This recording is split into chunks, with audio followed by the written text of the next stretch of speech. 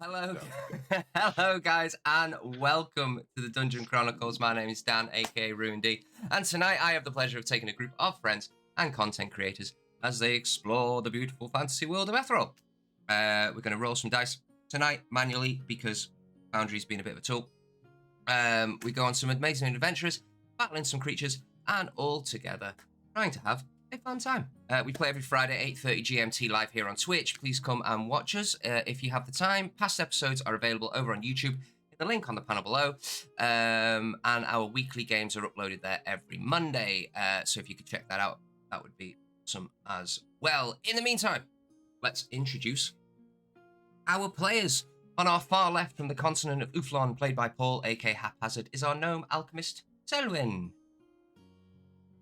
I'm in the shop now. Hi. You were in the shop before, dude. Bit to your left. Hang on. Bit to your right. If I say abnormally, my head disappears. Oh, right. No.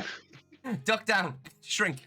Next to him from the far land of Astrum, played by Ash, aka Ashley, is our Tabaxi assassin, Zababi. Hello.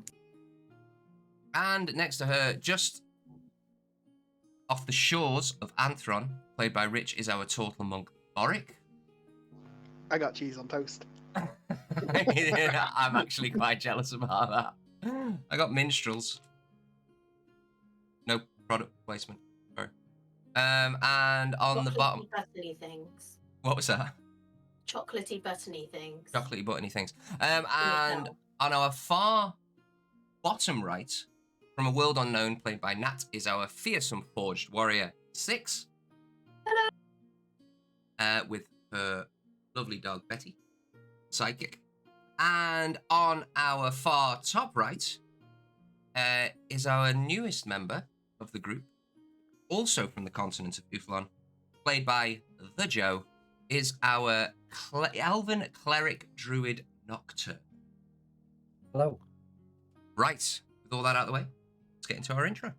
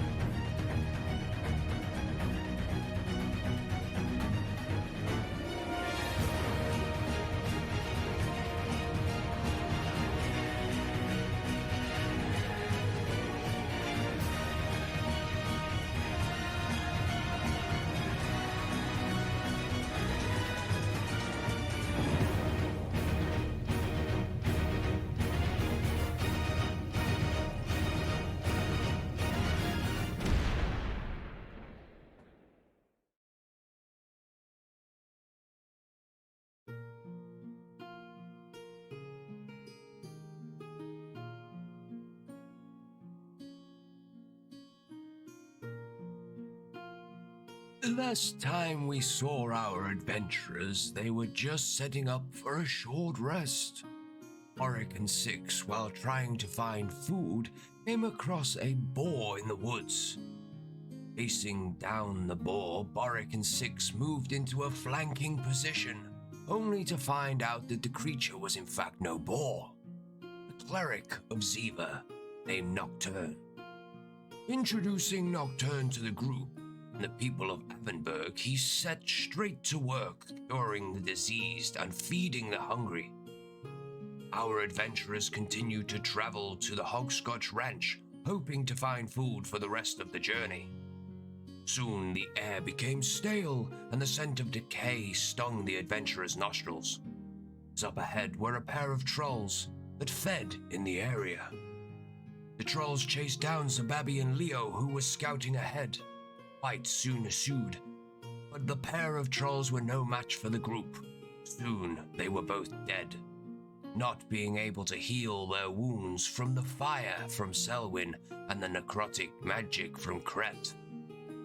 Soon our adventurers will be in Hogscotch Ranch. Will they be able to find the resources to help the people of Avonburg, so they can finally get Fort Moldar? And we are back, guys. So, you are currently all Back with the group, you notice that all the commoners, the citizens of Avenberg are safe as you've sent them back away from the trolls. And what would you all like to do?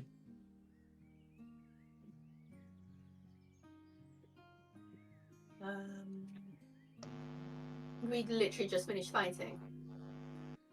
Well, you finished fighting. You all walked off. Kret is currently about, well, in technical terms, about 6 seconds behind you. But yeah, you made your way back to the group, or back to the rest of the people that you are transporting.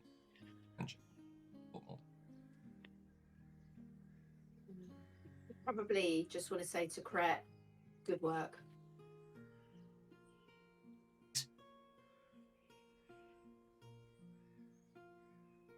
You.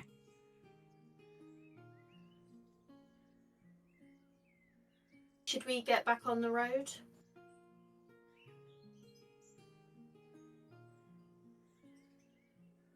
Yeah. Feeling. So, who is leading? It's probably about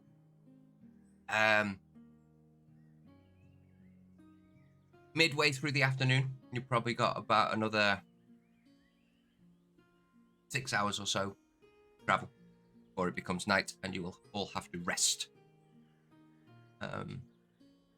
So, who would like to lead the party as you start coming to the initial incline of the barefoot slopes? I would like to retreat to the back with the infected. Quick 1-6. Rich, can you unplug? Barbara.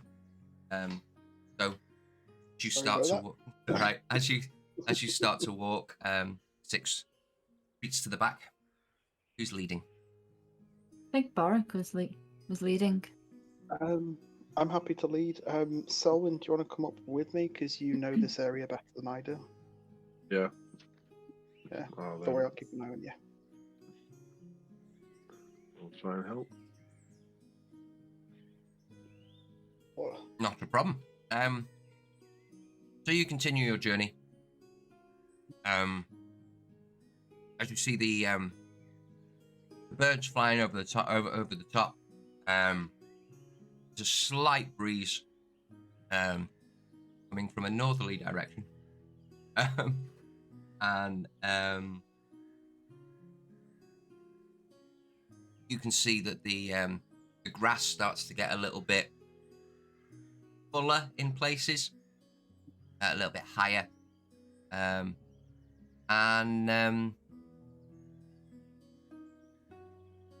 it's a little cold, but nothing too crazy that you need to worry about.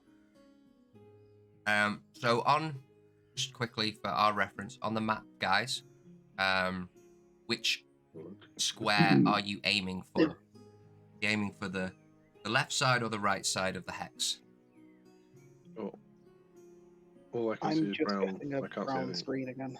Oh, fuck. You Yeah. exchanged all last time, didn't you? There you go. It's on the stream now. We're We going had- to the Hogscotch Ranch. Are we heading so for go here, or are we to- heading? I think we're going Hit the we'll head road. to the right hand. To this one here? Yeah. Yeah, cool. I would like whoever is leading to roll a survival check with advantage. And the DC is quite low because you can see the hills in front of you. You know pretty much where. Do you want me to roll it?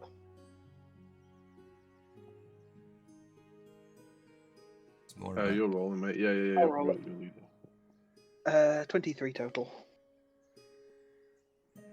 not a problem. You make it there without an issue. So as you start to go up the barefoot slopes, you see a whole different kind of wildlife that would normally be on the plains. There's a lot more wild horses that seem to enjoy these mountainous slopes, and there is an abundance of very, very, very, very. I don't know why I went Welsh. Very, very fluffy, heavily furred goats. They keep their distance. You see a couple of does and deers trotting around, but they keep their well out of the way. And is there anything anyone would like to do?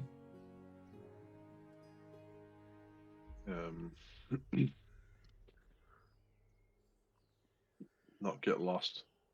But I know sort of where I am. I'm familiar with this part of the map. You're very, very familiar with Area. this, hence why the DC for the survival was so low, and between the both of you, you and Boric rocked it. But yeah, So how many hours of travel have we got left? Do you think? this will be your dark? last hex before it goes dark, because the sun is starting to reach over. Okay, so Boric, Nope. I'll say we should look for somewhere to set up camp. I think because it's going to run out of light before we get there. We We've still get got a there few in the more hours morning of if travel. we're lucky. Hey. Still got a few more hours of travel. Yeah, we can keep going, but I'm just saying we should keep an eye out for. No, sorry, question. So we still have several more hours of travel. We're not going to get there tonight. No, you're not going to go. Well, Oh, sorry. I was just saying you could walk through the night, but it'd be difficult. But a voice in my head tells me no. We must stop. The voice is telling me no. And we should listen. I always Okay, listen to well, that voice in my head. It's this kind of gut feeling that you have. You're very funny, you are. You know Yes. Well, I'm helped by this voice in my head. that. Like a And yeah, so we should keep going for another few hours. machine, don't you? I love You build machines. machines. You don't talk to gods. No, No. I know of them, but no, But machines. you don't are more talk my to thing. them. No, So is it the machines that are talking to your head then? Or is it the gods? I think I talk to the machines, and then the machines talk to me through the various sounds that they make. We have an understanding.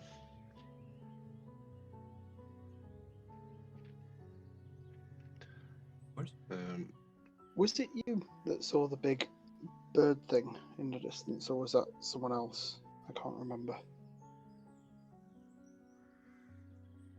It sounds familiar. Maybe I've seen it with someone else, but I feel like I've seen it. Yeah, You've not seen anything of it again? not tonight. No. That's probably a good thing. Last time we saw a big bird thing flapping around, it was a dragon. Yeah. That wasn't good.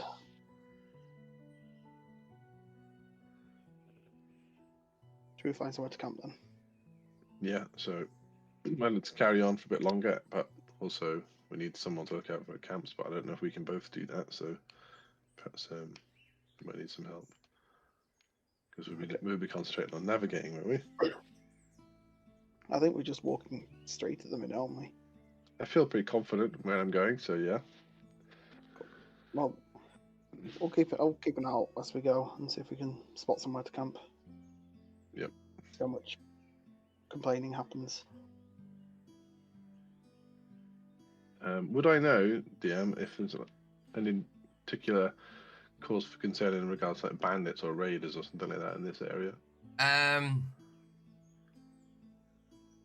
Yeah, I'm not even going to get you to roll a check. So, you do know that sometimes the goblins from the Skittering Woods try and venture out. Sometimes successfully, sometimes not. They kind of keep away from buffles. But you know, sometimes you do get the odd one trying to sneak into your camp, pinch a couple of things. They're not necessarily evil, like they want to murder you, but they're more want to pinch stuff. They have their own problems in the Skittering Woods that they kind of deal with. And you have heard rumors. Actually, roll a history check on this one, so you can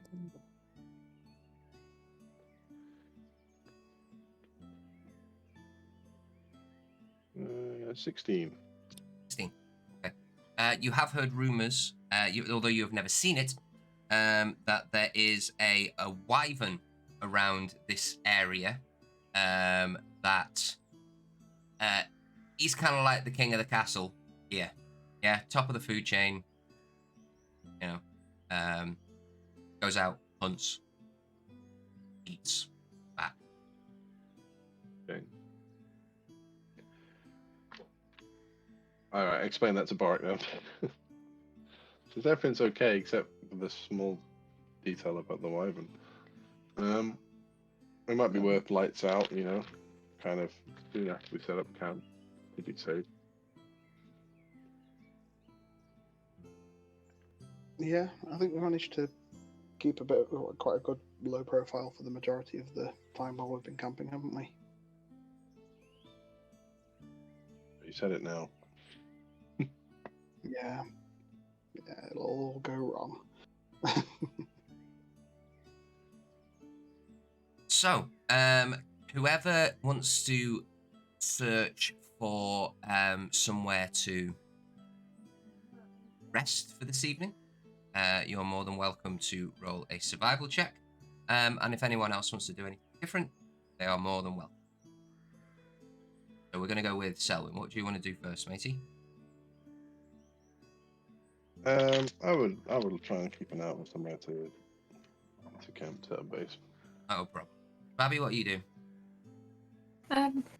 I'll just be checking to see if the 2 kids are doing okay. Okay. We'll get to that momentarily.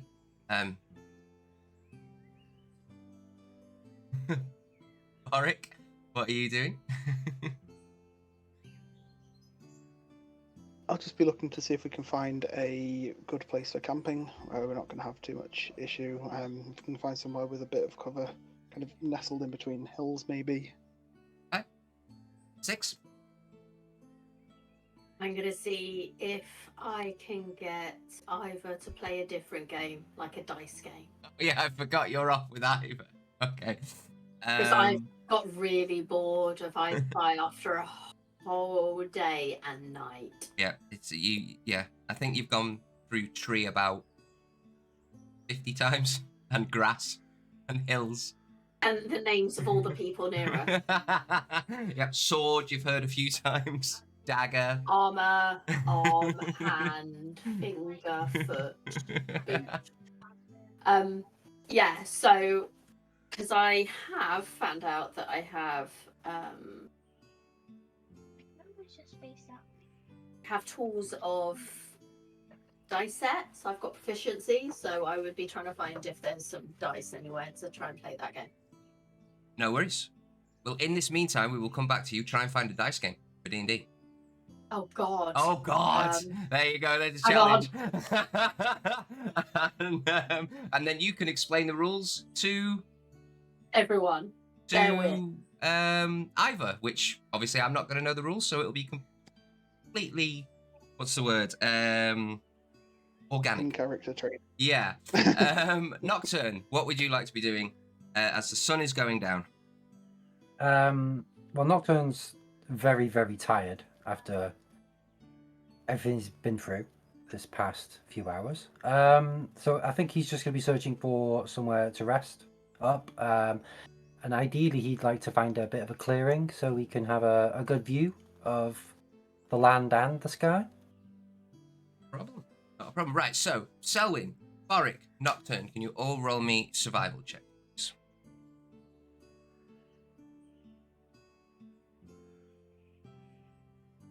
17 from me. 25. Woohoo! Nocturne? 14. I've got plus. 14. Well, Boric, where would you like to have found? You describe to me what you see and where you are. Obviously, you know the prefixes. In the hills.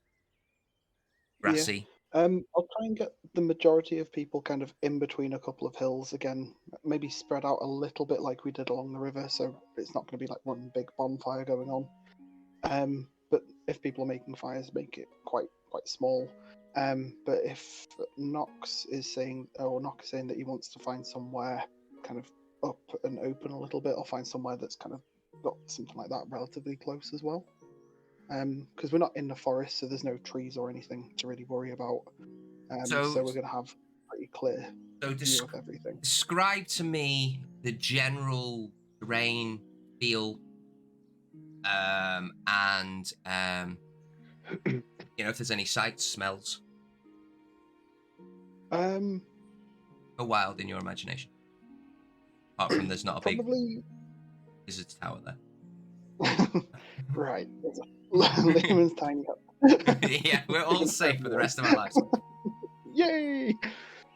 No, kind of nestled in between a couple of rolling hills. There'll be maybe the ruins of really kind of a couple of stones up, like a abandoned building which is kind of fallen on itself. A few places to kind of nestle away, a few fires that won't be too visible.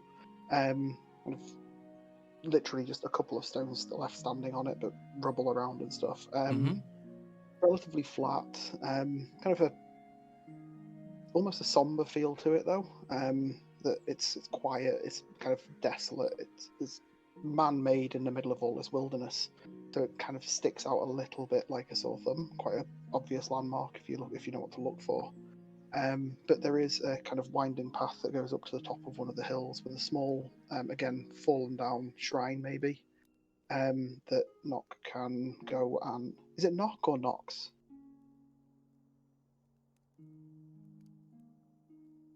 Question. Is it Nock or Nox? Or... For short for Nocturne. I think he's just gone straight to sleep. I was reading something. Sorry. Is it Nox or Nock? Knock. Nock. Okay. So yeah, maybe an old shrine that's again fallen down. That Nock can go and kind of spend time up there, keeping an eye on what he wants to look for. I'll do. Cool. Very nice. So you all settle down. Zababi, you were talking to the kids. As Selwyn, Boric, Nocturne kind of go off searching for their own little bits, you stay close to the kids, and the little girl is very happy. You can blatantly see that she's very happy that this amazing adventurer, in her eyes, is close and protecting them. She feels very safe. So you see her straighten up a bit rather than looking round, really quite worried. Would you like to say anything to her? Just say, are you okay after all this? My legs are tired. Yeah. And I They're got still my tired. stick. They're still tired. I've been giving you a piggyback most of the way. Kind of gone dead. By the way, I forgot. I never asked you your name and your brother's name. Oh shit.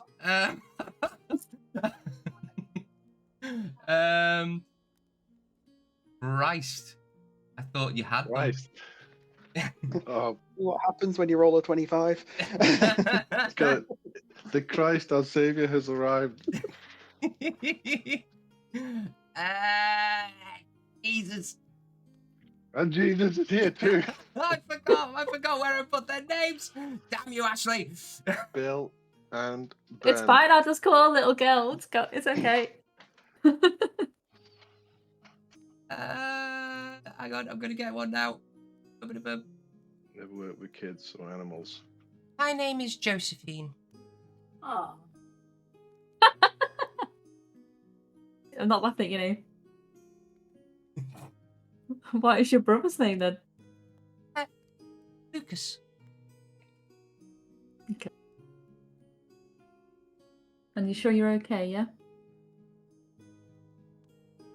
Quite scary out here in the wilderness, but I've got strong adventurers to help me. And then Selwyn vomits. And the distance somewhere. Ah! You get a whiff, a really bad Can't smell of understand. something as you're trying to search for this area. You're like, I'm just nope, like, not there. Where'd that come from? Unexpectedly. And I've got my stick. then I'm gonna sneakily Yeah. get a ration out of my bag and hand it to her.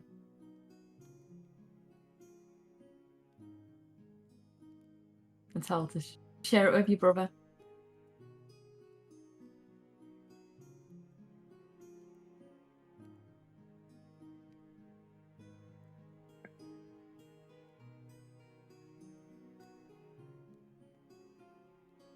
Yeah. Not a problem. Do you continue? Boric beckons you over to this area that he has found. 6. Hi.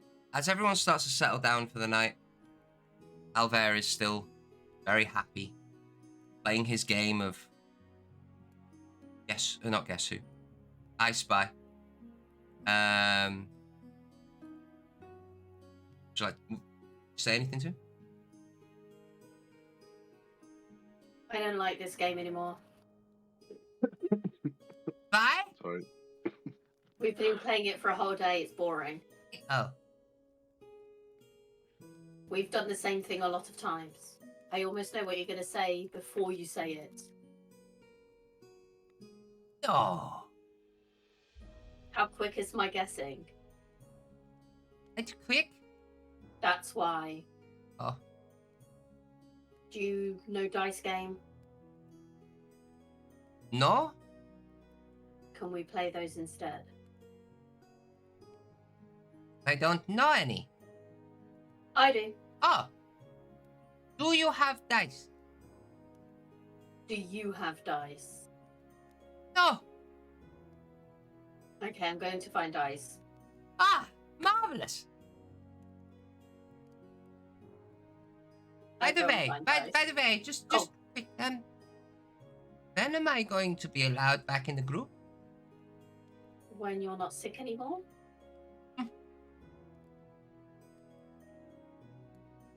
Maybe tomorrow? Ah, You need to speak to Knock. speak to Knock. No, don't actually, because you're not allowed near, but we can ask him from a distance. From a distance. Not a problem. So speak to Knock from a distance. How about I do it when I go and look for dice? You just stay there. Sure. Okay. I spy with my little...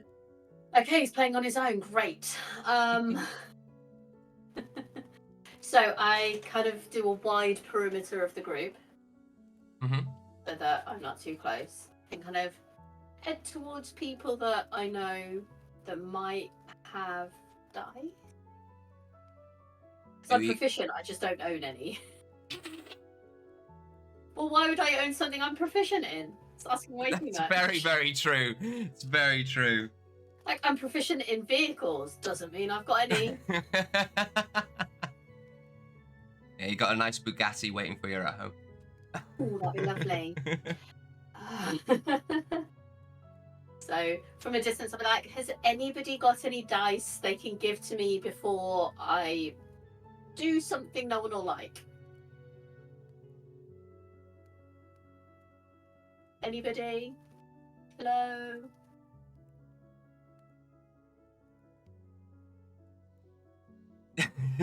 I'm getting a shake of the head from Boric. I'm looking. Through his bag. Selwyn's like in his bag searching. I got all kinds of stuff in here, but I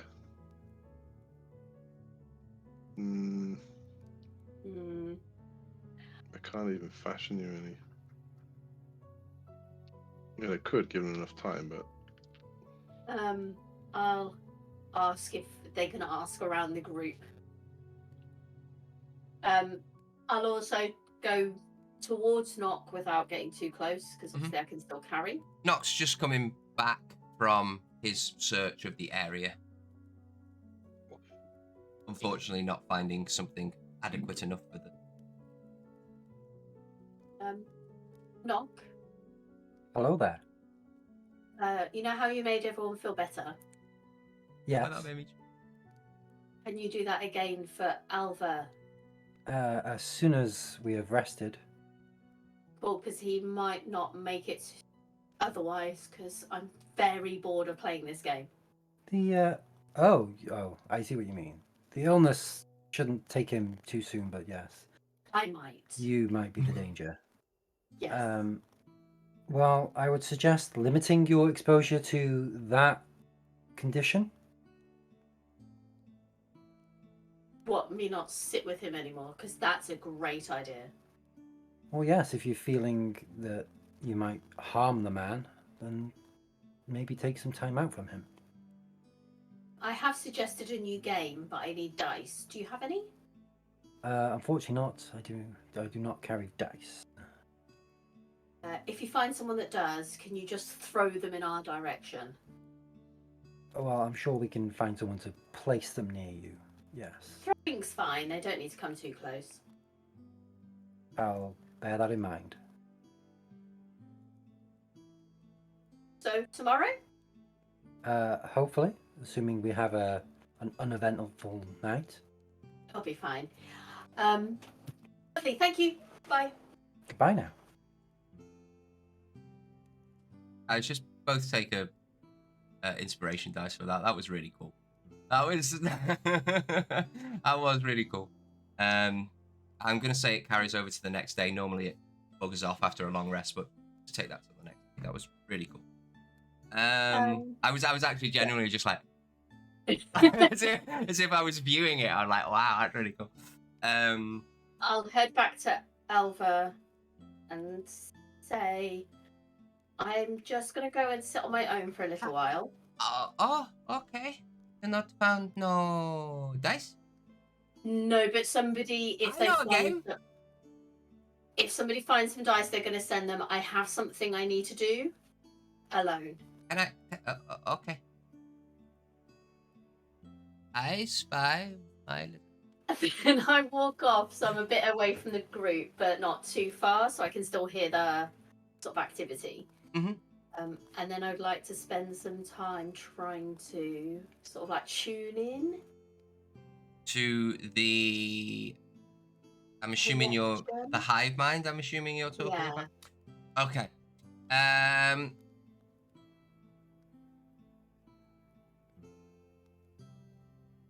Roll.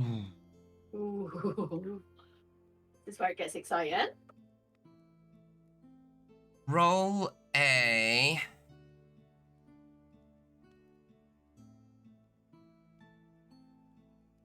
Wisdom check. Just a check. Mm-hmm. Okay. Now, 3. Was that? 3. Okay. So you try and silence your mind and tune into this unknown communication path that you kind of starting to not understand, but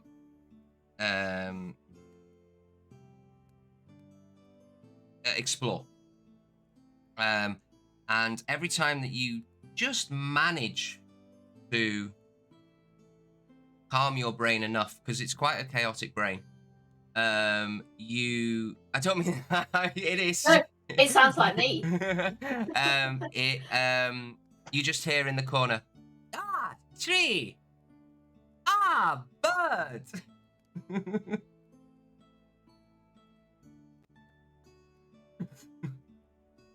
Deep breath. Don't kill him. As you look over every now and then, in that very cartoon style of when they look over and like almost the steam's coming out of their ears, and you can see Alva happily enjoying his time on his own, playing I Spy with himself. Yep. So, what is everyone else doing as the sun has started to go down? You can see that Priestess Lariana is going around the people and explaining that there is no food for the evening, but we will soon be, as you guys have told her, you're heading to the Hogscotch Ranch, that we will soon be at the Hogscotch Ranch, and there is definitely food there. You know that might not be entirely true, but you're hoping for the best. Leo is currently walking a perimeter with Morton. They're talking about something. And Kret is finding small bits of animal feces and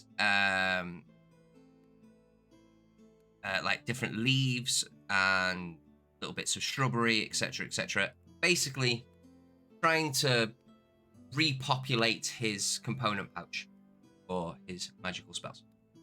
Quick thing about the food. Yeah. Didn't they have good berries? They the rest did, of the but they day? still need, yeah. But again, they're not going to have food tonight, so they'll be okay now. But their short journey in the morning might be a little bit hungry. They're not going to get a level of exhaustion. Don't get me wrong, or no one else is. But just saying that, you know, the food is gone. That was basically the whole. You know what I mean? Fair enough. No more. And there's what, like 30 odd people left plus you guys. So no, there's less. Yeah, about 30 odd people. So you, what is everyone else doing as the sun goes down and the chirps of the birds soon turn into owl hoots, wolf howls, little crickets, and the temperature reduces quite dramatically. The wind picks up a bit through the hills.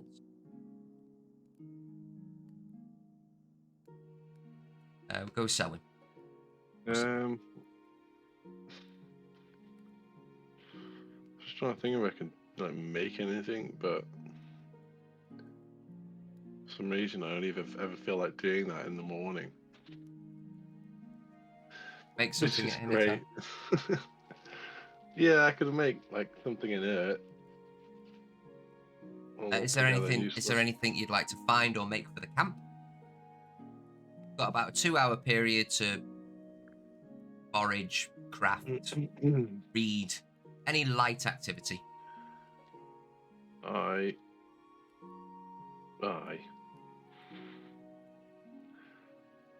We got no food, so we don't need a nice fire for cooking on. So I can't do any. But warmth. Implements. We don't.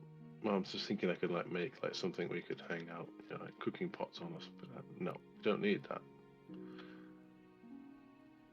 I'm not interested in making little trinkets for people. I have a really cool hammer that I need to use in a forge, a fiery dwarven forge, to make the most coolest things I could ever make in my life. Coolest things for the group. And all I have is soil, feces, and sick people. A sick person. This is in character, by the way. This is Selwyn talking to himself. I just want to get to my flipping ranch and see what's left, if anything. I hate this. And then that's what I do, kick a few rocks around. Nice, man. That's really good. That is really, really good. So Babby, what are you doing? I'll just go and pick a spot to sit down and have a little rest, and I'll shout the kids over and see if they want to sit down. I'll wrap my like cloak around them, keep them warm for the time we're going to be resting. So they don't get too cold. Not a problem. You see that Lucas, the boy, has it looks quite sad.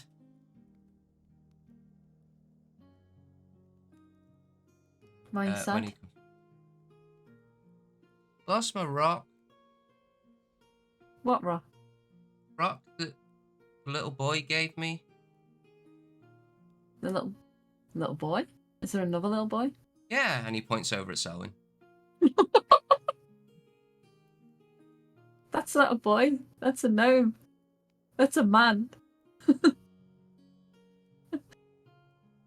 I think you should go But and he's ask him. really short.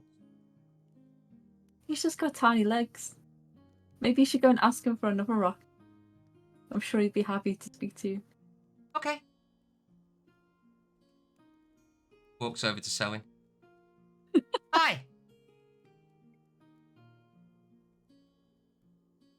What do you Hello. want? You know that rock that you gave me? Yes. Kind of lost it.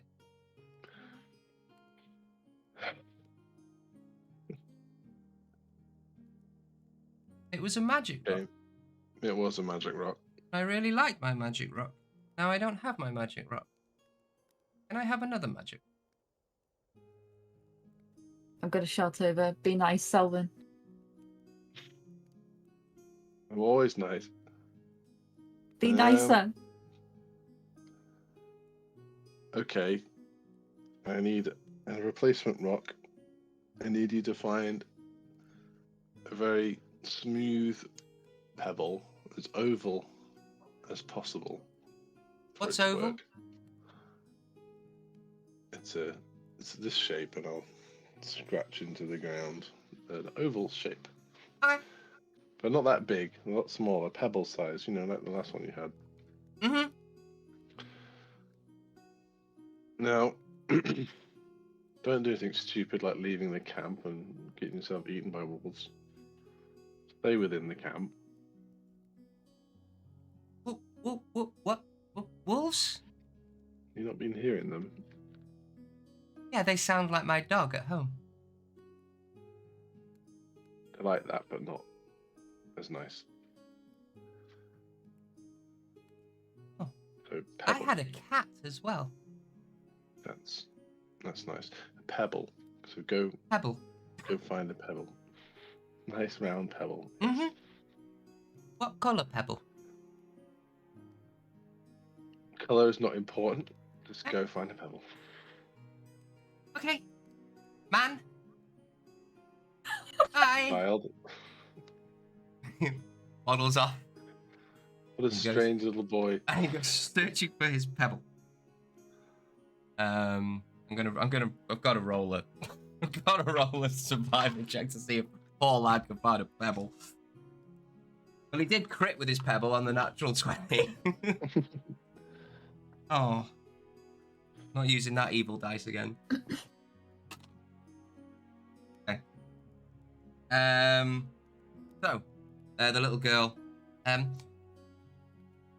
Cat, Yeah. can you show me how to hide like you do? Yeah, I've sure. been watching and you're very good. I sometimes lose sight of you completely, and from what I can see from the rest of your party, they lose complete sight of you too. Yeah, that's a good thing. I'll show you how to do it. Cool. Where should we go? Is there any bushes or anything, or a tree around? There's some small shrubs, and Is it big enough to hide in them? Or probably not for you, but for a small kid, probably. Probably someone Selwyn size as well. I'm not trying to pick on Selwyn there. I'm literally just saying that kind of stature. That's all I'm saying. okay, just go up to there and then show her to hide. But obviously, I can't fit in there. So how are you going to present this to her? Well, I'll just say you have to walk slowly, like keep an eye out, see if anyone's watching, and then go into the shrub, and then watch her do it. See if she can do it. Right, she's gonna roll a staff check then. What's your passive? Well, you're watching her. You're dead eyeing her. Yeah, so, I'm watching her. I'll just pretend that I don't see it. It's fine. So she walks. She gets quite low to the floor. She starts to tiptoe really slowly with her stick, and she makes her way into the bush. It's not bad. You hear her every now and then as she probably gets prodded by a branch or a, and she's once she's in there, she's not showing any signs of movement. But the actual entrance to the bush was probably not the greatest. Okay. I'll just say to her, that was a really good effort, but you just got to make less noise on when you get into the bush. You got to be silent so no one can hear you. But you did really well. I can't see you in the bush. The twig stuck me in the leg, but you just got to pretend it doesn't hurt. and it doesn't. Okay, I'll try. Well done, though. I'll give her a high five. And for the next 20 minutes or so, till she starts to get tired, she's gonna try and continue to stealth into the bush. Boric, what are you doing?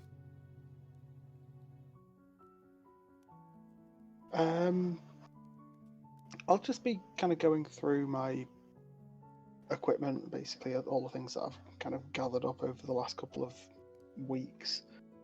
Just having a bit of a kind of a look through and taking stock of what I've actually got. And I do have a glass bottle with a message in it, which I remember picking up from a hag's cave in the Feywild. Right. Okay. Never been opened. I don't know if it's actually sealed or if it was just kind of like stoppered or something. But I'll have a little look at that. I'm not going to open it at this point, but just have a little kind of look through that. See if I can kind of see any writing on it as it's curled up or anything. It looks like your very old stereotypical message in a bottle, or a piece of parchment in a bottle. Okay. Yeah, can't see Don't want to anything. open it here just in case it's Kaboom! got anything going on. Boom! Ah, dragon! What? Yeah, but I'll just kind of have a look at making sure, see what supplies I've got, see what I need to kind of start looking at getting back supplies built up again for kind of warming stews and stuff like that. So yeah, quite a few of it. you're running really like almost probably like one meal left of like your warming juice. Warming juice. Warming juice. But yeah, you really need to find yourself the ingredients for that, or find an alternative. Yeah. 6, you are currently trying your best to concentrate and not kill Alver. Maybe not kill him, but at least Maim stop him him. from talking. He might just be unconscious. That stops him from talking, right? It Put him to certainly sleep would. for a little bit. It certainly would. And Nocturne, as the sun is going down, and you start to see some small stars in the some of the brighter stars in the sky,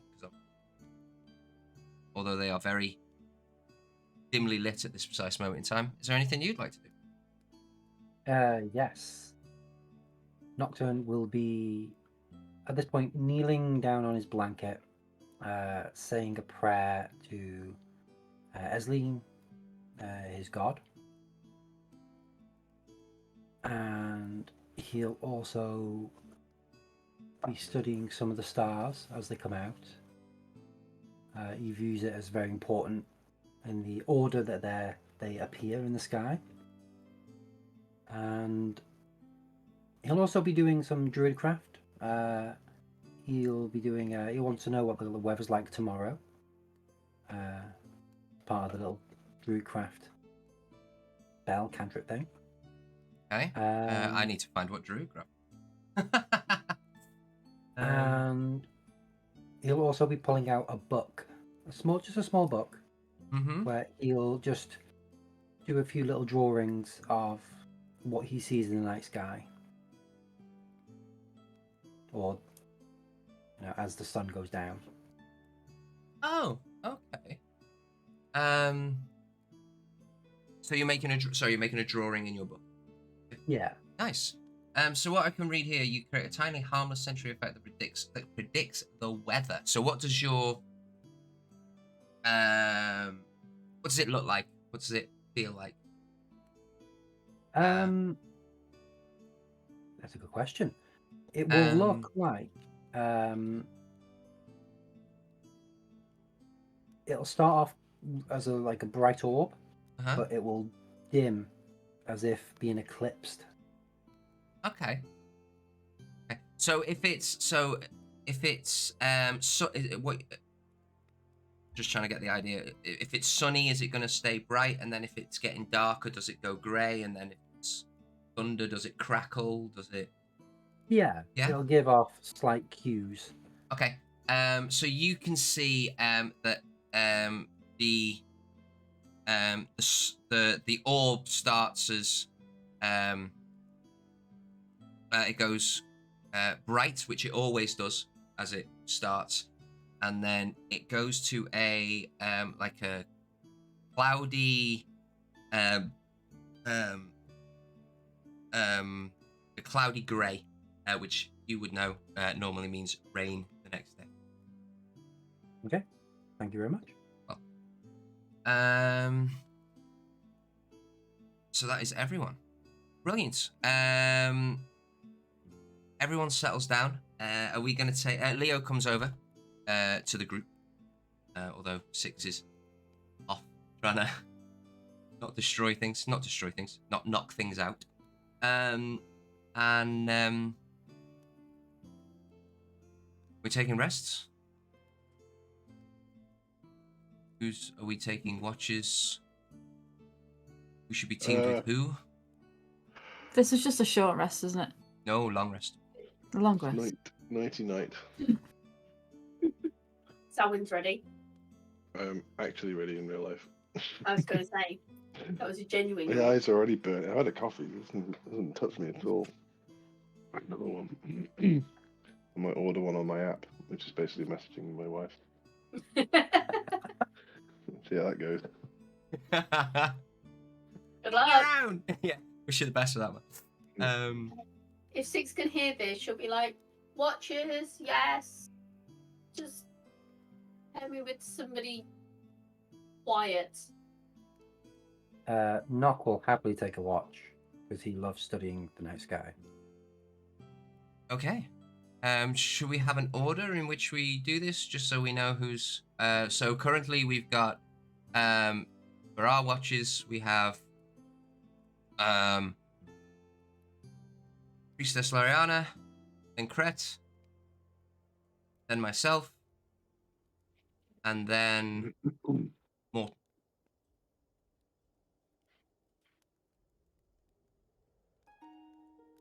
I'll take anyone. So, do we have to choose someone to go with, do you mean? I'm just thinking of what's best for you, so you know who's waking whom and who is able to sleep during that time. I believe I'm technically able to just get a long rest on 4 hours sleep. Or Look at you. I think that's correct. So I can take a 4-hour watch. Okay. Yeah. You want to do double duty? You're more than welcome to. I shall. So where in the segment would you like to go? I'd like to go right at the beginning. Cool. So you will be with Princess Loriana and Brett. Anyone else? Can't I hear don't you. mind The taking. end, please. Sorry. The end. So you have Morton Brilliant. and anyone. We Someone who just won't speak to you. and one more. I'll take the middle one. No worries. Like it's me and you. Well, Okay. get your rest. And see you all soon. He goes back off. I'll go back over to Alva, and I'll just shut down. So I'm still watching over him, but obviously I'm resting, but I'm still fully aware. You see him as you shut down every couple of minutes. He kind of, as he's trying to like rest, as it were, kind of lays there on his blanket, goes to speak, kind of taps the floor. Just before you go to bed, Selwyn, the little boy returns. Mr. Man, Yes. didn't find a rock. Couldn't find a rock No. in this expanse of land. That's a shame. There's always tomorrow. I want a rock now. Oh, you didn't find one? Maybe me and you could. No, it's quite late. Okay. Good night, Mr. Man. Good night. You just see him like head down as he walks away. Head right down, scuffling his feet across the grass. I should have. Oh, the maternal instincts are so there. He heads over to his sister, who is happily curled up underneath the blanket. Oh, not blanket, the cape of Zababi.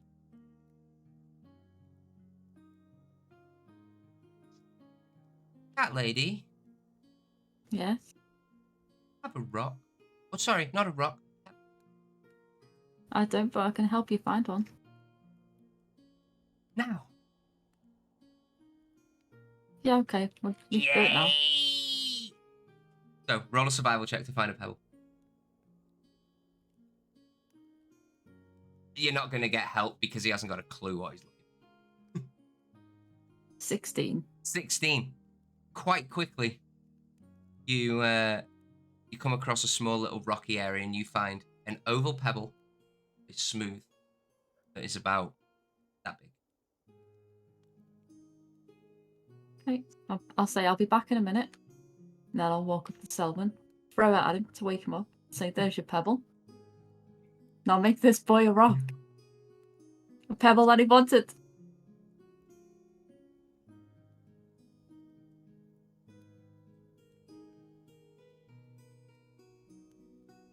Why are you bothering me with this? Can you just make him a pebble, please? I'm not making him a pebble. I need a pebble. There's a pebble there. Just There threw is it at you. Pick it up and just do what he wants, please. Stop being grumpy. Just make Why the are kid you happy. invested in this? Why do you even care? Well, why do you have to be so horrible to him? He's just a little kid. I'm not horrible. He's You are horrible. You're being little grumpy man. Don't call me little. Well, you are little. Just fact. Well, you're furry. That's just fact. At least I'm comfy. Touche. Well, what do you want me to? What do you want me to do with this pebble then? I could make it glow. I could make it smell. What do you want? What do you think is best for this infant of yours? I'll just ask I'll ask Lucas, what would you like the pebble to do?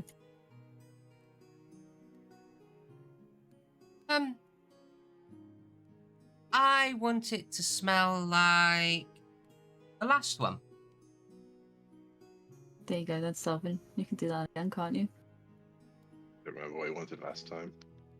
Donuts. Smells of donuts. Donut. Wow, well done, Sababi.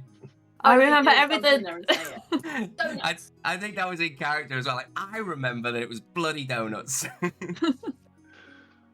Then I shall do that. Thank you, little grumpy man.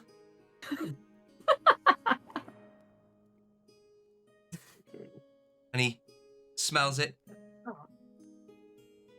And he starts to like lick it and chew it a little bit as he walks off. Don't bite it. You'll break your teeth. He just licks it like an ice cream. It doesn't taste like donuts. Well, the last Never one mind, didn't taste. No, it's fine, it's fine. My magic rock. Yeah. Magic rock. He goes back to your area with his sister, and they snuggle up under the cloak. And slowly get to rest. Anyone else doing anything before they do actually go to sleep and we start our first watches? Nope, we're all good. So, we are going to take a short break there, guys, before we set into our nighttime regime and then our quick morning route to Hogscotch Ranch. So, thank you for sticking around, guys. We will catch you in a bit. Hope you're enjoying it so far. In a bit. Peace. Bye.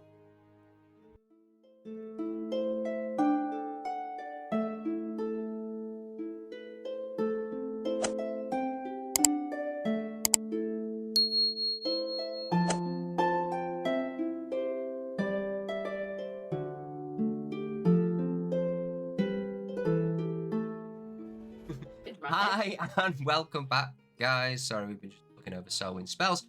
So, we are going to... I'm just going to do something because I can...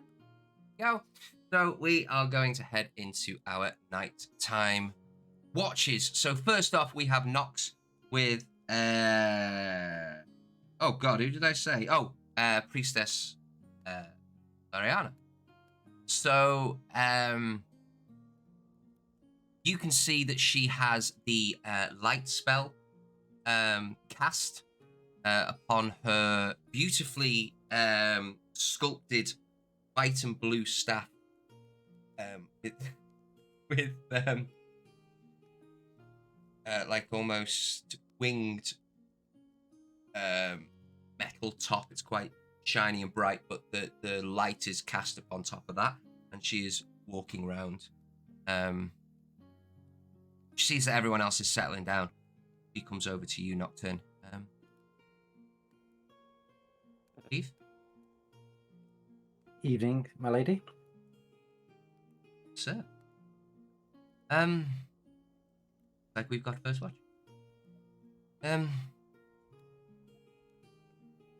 Wait. As you start to walk around, you can hear the wolf howls at a distance. Crickets around you.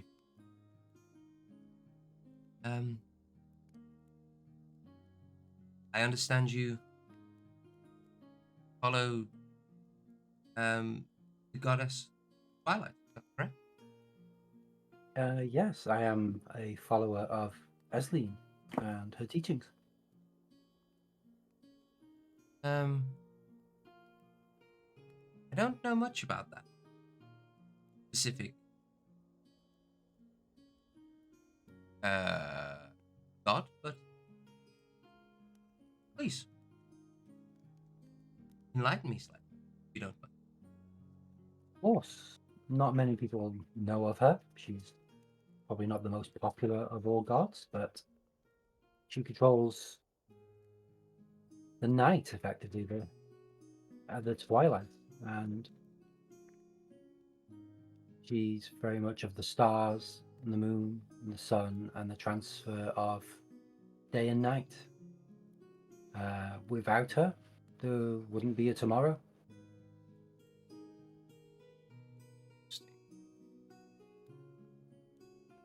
And do you follow any other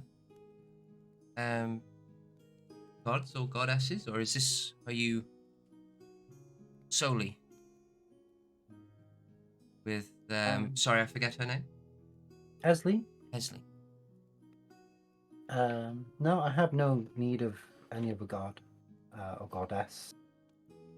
Esley provides a wonderful life and fills it with opportunities for me that are wonderful and sets me on adventures that I never thought would be possible.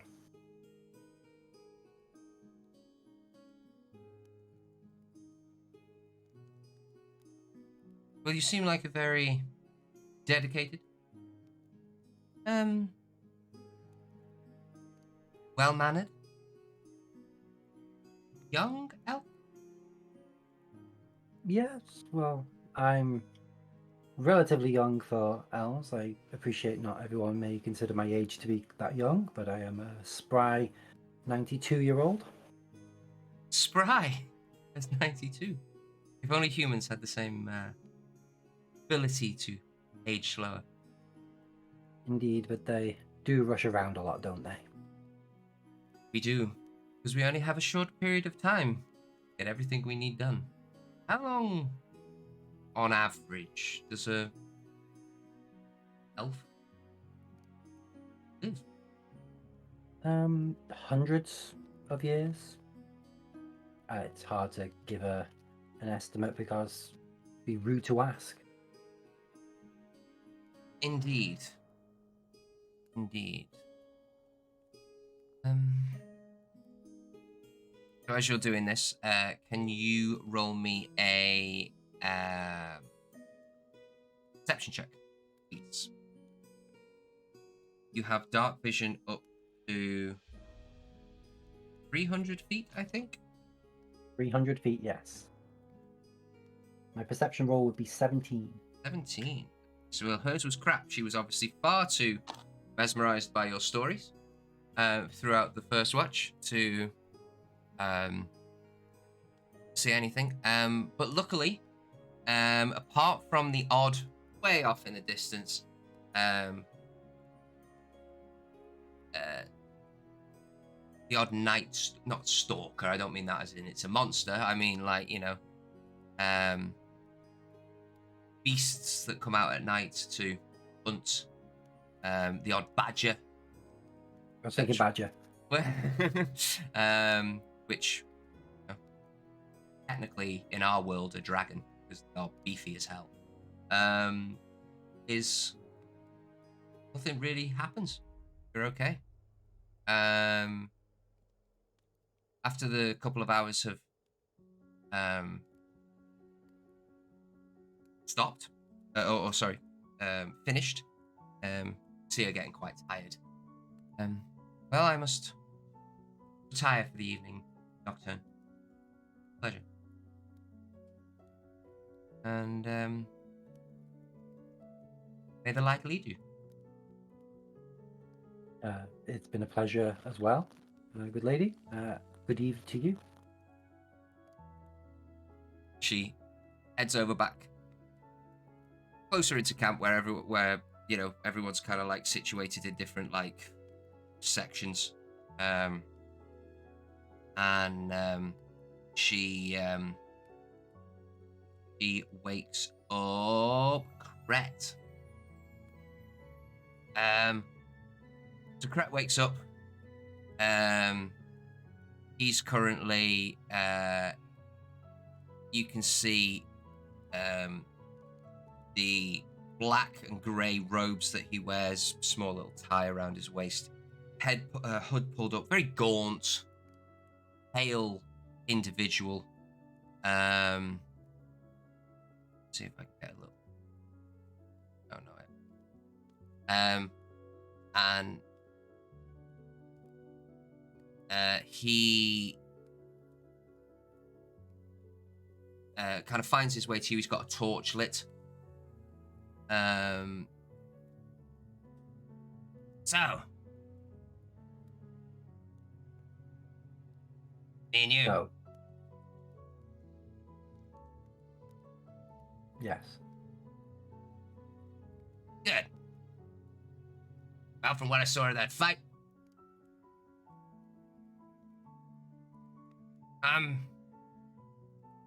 feel quite safe. By the You way, should.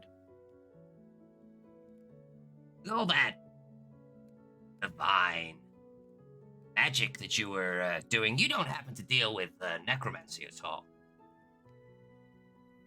Not at all, no. Do you have any kind of inclination to necromancy? No, we consider it to be an evil upon this world to meddle in that. Good. So do I. Oh shit. Medically speaking, you know, if these evildoers were trying to find out new necromantic spells, you wouldn't happen to know any places where a said individual might, you know, these evil people might find certain books, spells, anything to help them get on with their life. I can assure you I do not know of any. Otherwise, we would hunt them down and destroy them. Good. I'm gonna fine. It's a night. What was your name again? My name's Nocturne. What is yours, good sir? Brett. Well, it's good to meet you, crap. Good. Yeah, good to meet you too, good sir. Yeah.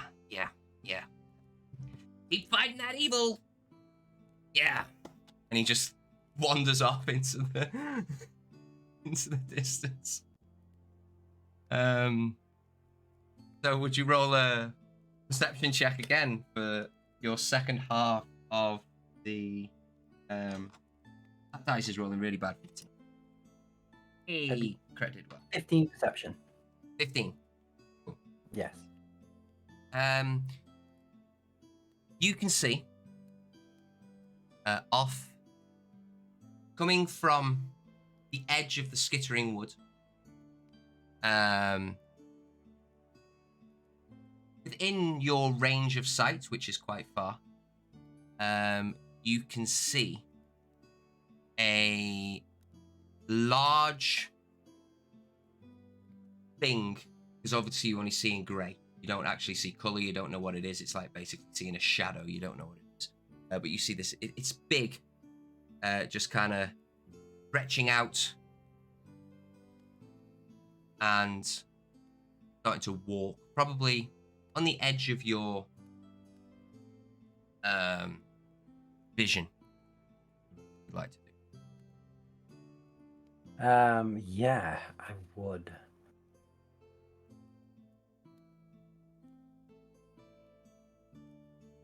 The what is the question? I'm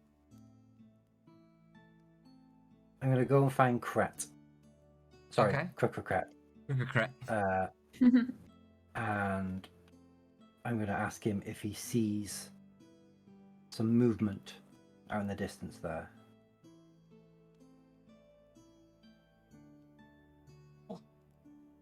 Why? Because I see a very large shape moving in the distance. Oh. Crap. He throws his torch on the floor and just starts stamping it out.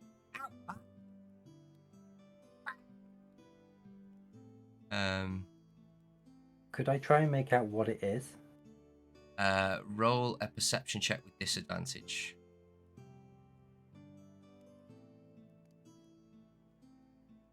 Trying to find. There it is.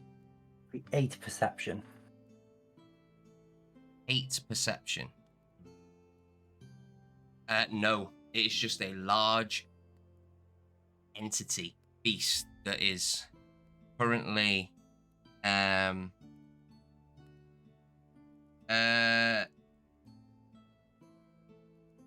you see that it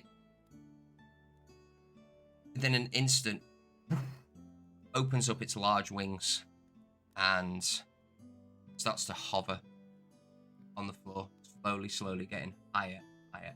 Probably 40 feet in the air right now. Okay. I'm going to go over to Boric because I view him as a bit of a leader of the group because he's been leading everyone everywhere. And I'm going to wake him up. But at the same time, regardless of whether he wants to or not, I'm going to use my Eyes of Night on him, which will actually share my dark vision. It's not a spell, is it? That's an ability. No, Is that correct? it's just an ability. Cool. So he can see what I see. And I'm going to say to him, I'm not sure if you should be alarmed, but there seems to be a large object heading our way. And I point towards the large object. Okay. Well, Boric wakes up. He knows that he can generally see about 60 foot, so he assumes that this thing is about 60 foot away. So he's up on his feet in an instant. He's what? Can I tell what it is? Roll a perception check with disadvantage.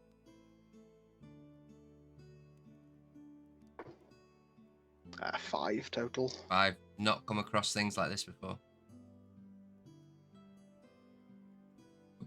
It's a large winged beast. Could be a big eagle, could be a dragon. Yeah. Well, last time we were out here, we saw a dragon, so I'm probably going to err on the side of caution and say to Nock to go wake up the others, just to be on the safe side. Wake up Six, wake up Zababi, wake up the... You've met those two. I'll go and wake up the others. Is Zababi the cat? Yeah. And I'll run across and wake up Morton and Katrina and the priestess and stuff like that. The others. I'll try not to disturb the actual villagers, because if they're running off screaming and stuff, then they're probably going to get themselves killed. Mm-hmm. So we'll leave them sleeping for now, and if needs be, move towards Beastie. Not a problem. Okay, so yeah, you wake up everybody, and they, what'd you tell them when you wake them up? Sorry.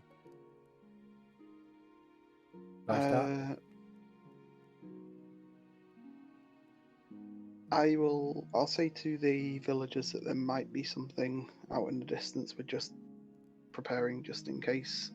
Try not to disturb the actual villagers, townsfolk, but get yourselves prepared if you can.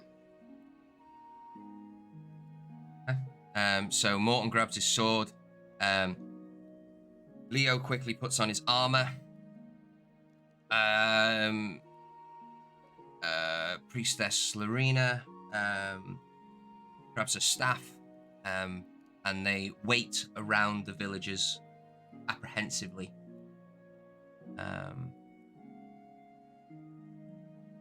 With ability that you've used there, Nock, does that kind of only work if I stay within a certain distance of you, or is it for a set amount of time?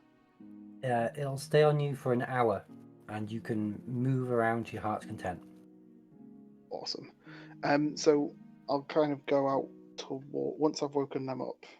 Again, kind of getting ahead of everyone else a little bit maybe, but I'll go out towards where I saw it. Mm-hmm. Just so that I've got if there's any lights or anything that are behind me, and see if I can get a clearer view of it. I'm not wandering out into the. Well, that's the thing I wanted to ask. Are there any lights around the small fires? Because none of you guys set up a fire. If someone would have tried to start a fire, would you have tried to have stopped them? It's cold enough, or it's warm enough that they wouldn't have frozen overnight if there was no fire or anything, would they? Definitely wouldn't have frozen overnight, but they'd have needed to huddle up a little bit more than they Yeah. normally would. We'll go for that rather than we would have gone for that rather than like bonfires or anything. Okay, no, it's just a quick tech support. Selwyn, I'm trying to help, but I can't figure out what you've done, dude. I really can't. No, Yeah. nor can I. No. I'm reloading it now. They're still working though. But yeah. So you start to head out. The beast heads up and is going to try and make a deception check. Disadvantage. I'd Okay. like to point out that Six doesn't really need waking up. Should have been aware of stuff happening, so she'll just be up and like ready, and people will be like, "Oh, 6 is up and ready. Boric starts to head out. You can see that the beast starts to circle.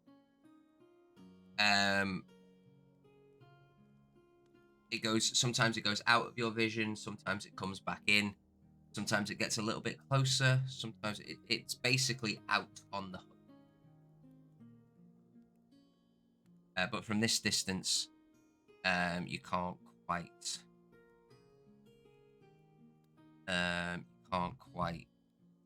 still figure out what it is. It certainly looks dragon-esque. Okay. But there's subtle differences which you're not quite sure about. Whether it's still a dragon or... Well, me and Selwyn were talking before. Who was it was talking before about the wyvern? That wasn't me, was it? Yeah, that was you and I, yeah. Yeah. So, sorry, long I'm way. asleep. We were talking about a wyvern, so would it be a large leap of logic to think that this could possibly be that?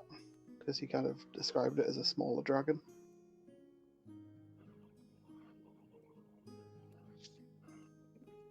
No answer for Selwyn there. Oh, he's asking. I thought I was asleep in Oh mid-10. no, I was asking you as DM. Oh, you're asking me? That's a conversation between you and Selwyn. Well, me and Selwyn had a conversation where he Mhm. described what a wyvern was as a kind of a smaller dragon. He described it as. I can see a creature with wings. It wouldn't be a particularly large leap of logic to say this is possibly that. You can have whatever logic you want. If you're right, you're right. If you're wrong, you're wrong. Okay.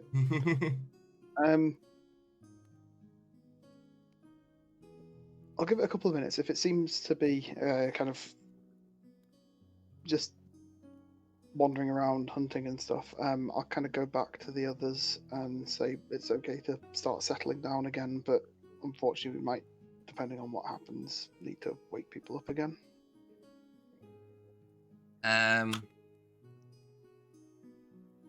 So, how far out of the camp did you start to walk, Boric, with Selwyn? Not with Selwyn, but you went over and... Oh no, sorry, that was based on the conversation that me and Selwyn had previously. No, but you said before, after you spoke to Nock, that you were moving out. Oh yeah, I was going out on my own. Maybe just so I can get a clearer view of it.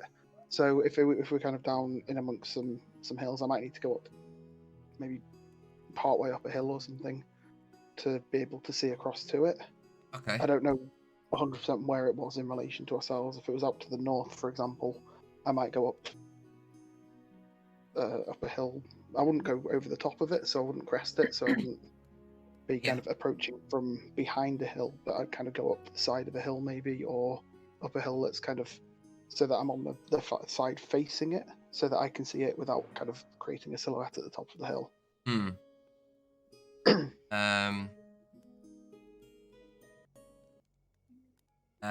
So yeah, you peer over the hill, and now that it's in the air, you can see it quite easily.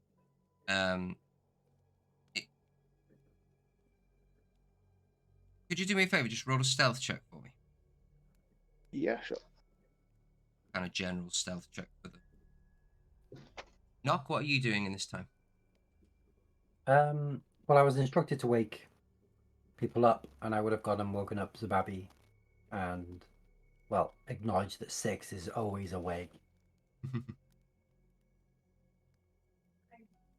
Ready. So, yeah, they're awake. Is there anything that you two are doing while Boric and Selwyn are doing? Having a small discussion about what they spoke about earlier, and they come to whatever conclusion. I have no idea what they're talking about. I can't see anything. I'll be just like, tell me when it gets close and I'll throw a javelin in its direction. Ready? Can I just say, stay close and you won't get lost? I wouldn't recommend being too close to me. I'm potentially a carrier of the disease, but I'll be nearish. That'll be good enough. Babby? I'll just be on the lookout. Ready. I can't see anything at this precise moment in time. Only Nock and Boric can really see the small amount of beast that this is. The distance that they can see.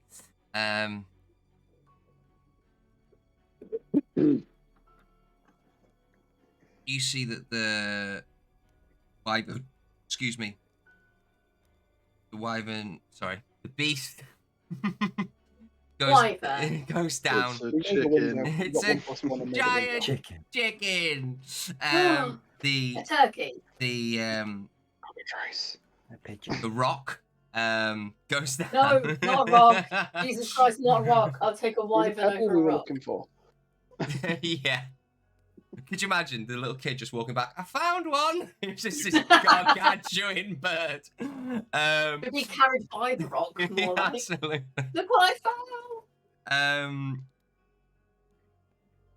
It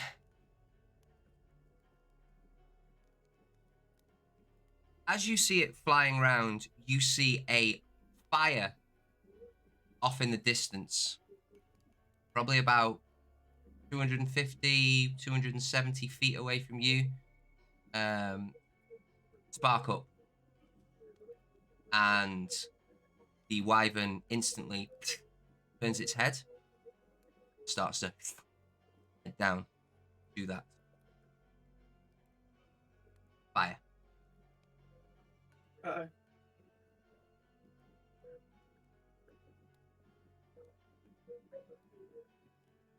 This I'm is just away waiting from to- the camp, yeah? Away from the So camp. I was going to say. Okay. Just so you know, I got a total of 20 for my stealth. Oh, yeah. Beautifully stealth. So You if I definitely, can- you so definitely that- see that without causing any suspicion upon yourself.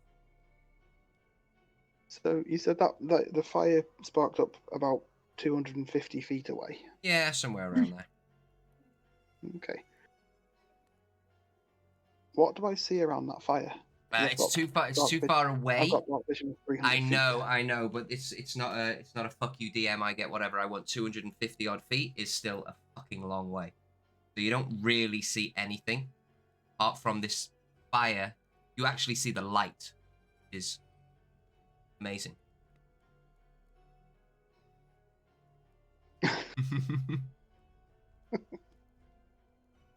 But yeah, I you rolled don't a see, one you on don't that see one. what's around it. Okay. The secret's out. I have a child. Yeah. Who knew? Been hiding for like 20 episodes. It wasn't a Because the child child, wanted it was a a hug. dwarf. I messed that one up. No, it's gone again. Why can't a child be seen? Because it's the internet and it's streamed live. So So what would you like to do? I know I have. Yes, I have hair bubbles on my hand because I have. What would you like to do, Boric? gels. 2 girls. You're muted. Muted. There you go. I said I'm up now. I'm awake. I might as well. I'm gonna kind of maybe go a little bit closer, see if I can get an idea of kind of what's started the fire. But I'm not gonna disappear out into the wilderness. Okay. So remember that your companions maximum have a dark vision of 60 feet, apart from Nocturne, obviously. But how close would you like to get?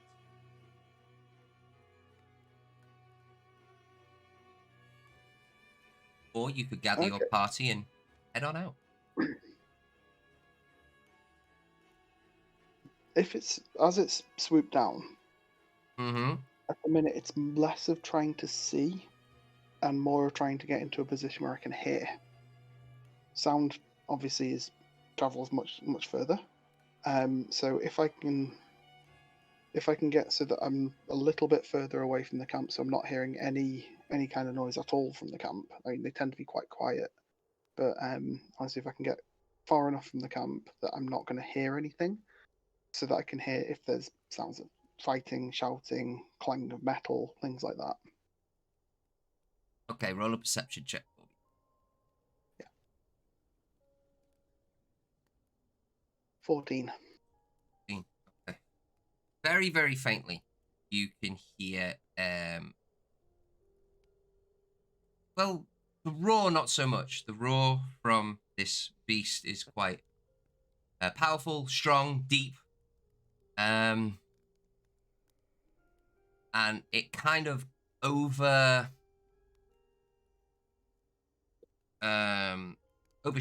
any other sound that you can hear, but you do see very, very small movement in the area.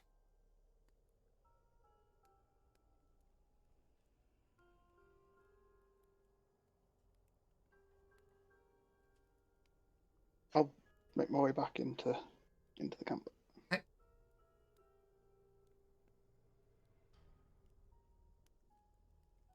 Okay. Gotcha. Sounds like it's. I'll go across to them. Is the roar kind of woken up any of the villagers or? No. No, it was just quite. It was audible enough for you and anyone else that is a little bit closer, but the villagers seem to be okay sound in their sleep. I'll go across to Nock and Six and Zababi and Selwyn. Something relatively close set a fire, which attracted its attention. I think if we can just keep unnoticed, then we should be okay. And if needs be, we can go and have a look in the morning and see what it ran into. I can't think of anyone else who would have a reason to be out here. The only thing that I could think of would be maybe the Goliaths, and that's someone I'm not too fussed whether a giant winged creature eats them or not.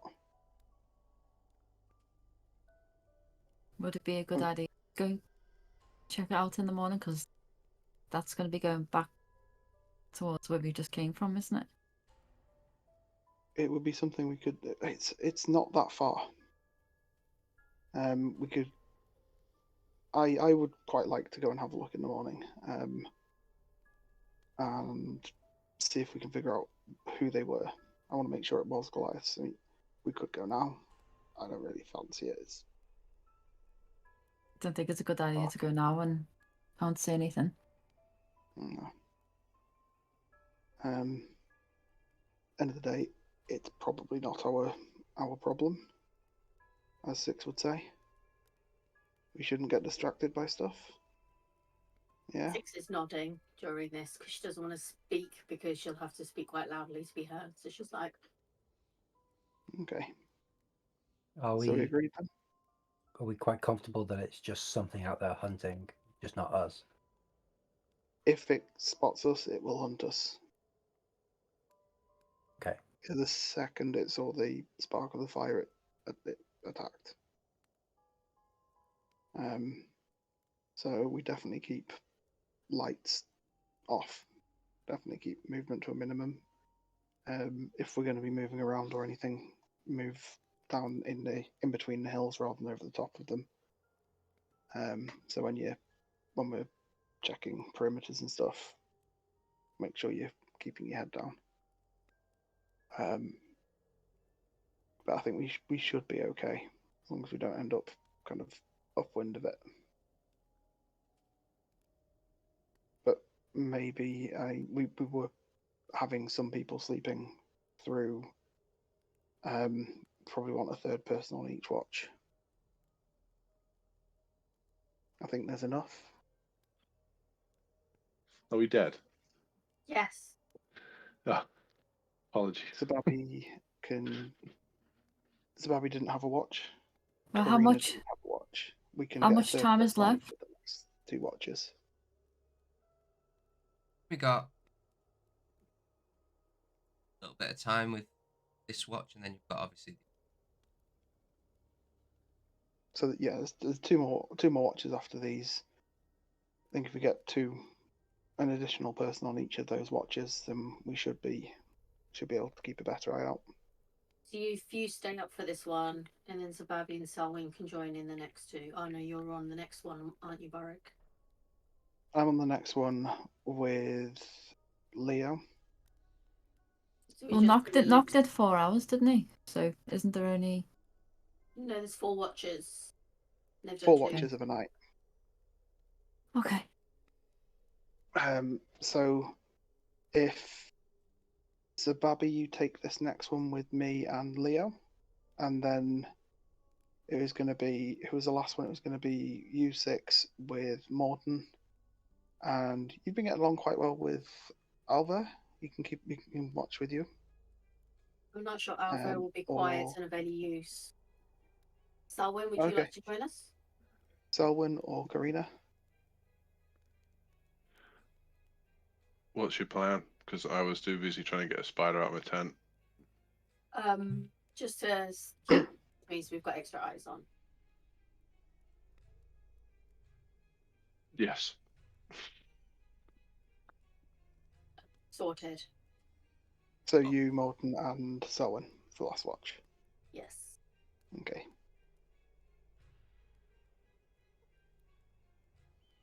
Not a problem. So, Knock, for the rest of your, you all head back to your perspective. For the rest of your watch, what are you doing? I'm going to be keeping an eye in the general direction of where we saw the thing, but also keeping an eye out for any other dangers. Okay. Doesn't seem to be any other dangers. Nothing seems to come into camp, anything like that. But as you keep an eye in that general direction, you can see multiple small sparks of energy, magical essence, spells. No, but not that you don't know, probably spells. And then after about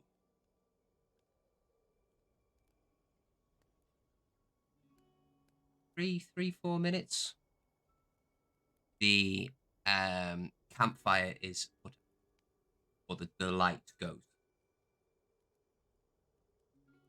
Is this the campfire of the one in the distance? Where the wyvern headed, yeah. Or the beast headed. Okay. Or where the pigeon went. Okay. Pigeon, yeah, that giant chicken. Yeah. Mm. The turkey. Dullbird on a rampage. Dullbird. Oh, miss him. Dullbird with reduce and enlarge. Just Yeah. Might be enlarged. You don't know. yeah. Your end comes to a rest. Your watch comes to an end, and as you go and wake up Zababi and Boric, Brett is currently heading around the rest of the camp, looking around. How would you like to wait? I will just go over and place my hand on their shoulder. And I will inform them of what I've witnessed.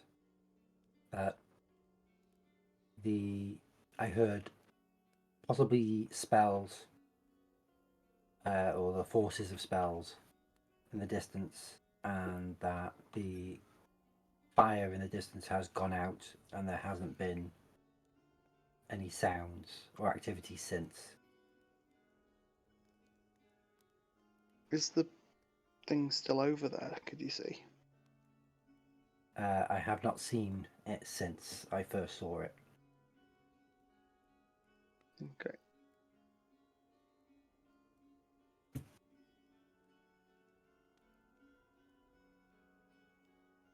Oh, change of watch. Boric and Zababi, what would you like? Leo Leo as is well. at your disposal too.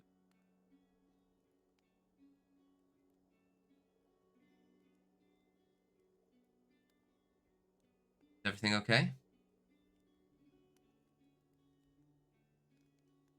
You didn't wake up before, did you? Yes, I did, but I You was did. busy doing stuff, and I can't see. I'm a human after all. This is true. This is true. Yeah. I'm perplexed by that. What? Go and check it I out. don't know why. You can't see. I can hold on to you and just follow.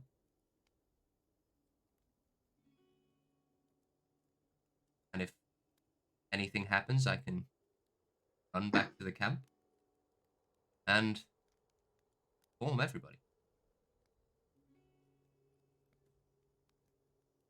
Don't think it's a good idea. Am I there? Yeah. Yeah. I don't think that's a good idea. I Because would if there's be anything there, you're just going to bring it back to camp, and we've got the villagers. We need to get to safety. You and I know, Zababi, that I can hide from most things. Even Yeah, trolls. you can hide. You can Unlike some hide, people. but you won't fight, will you? That's Oh. the thing. Hence why I can be the messenger, and I can still be useful.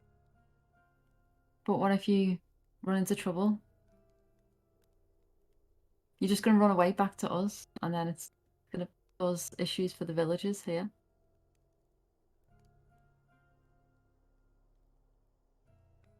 Okay. What do you think, Boric?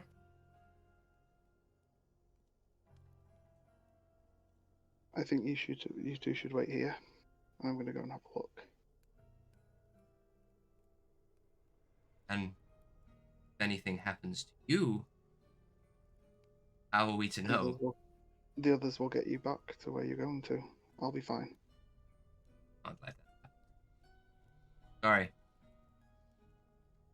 The problem is you can't see to stop me. I can follow you very closely.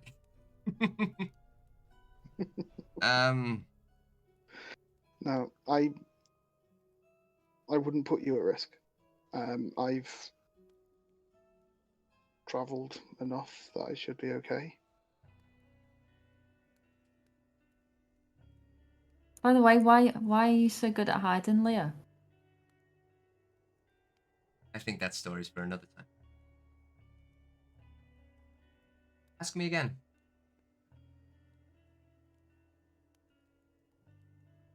I don't think you should go on your own, but who am I to argue with an adventure? I'd feel more comfortable having two people watching the camp. Okay. Are you seriously going to go over there, Bar?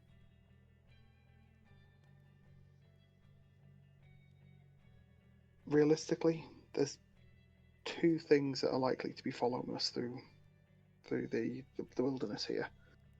One is the Goliaths. Two is possibly Ivor.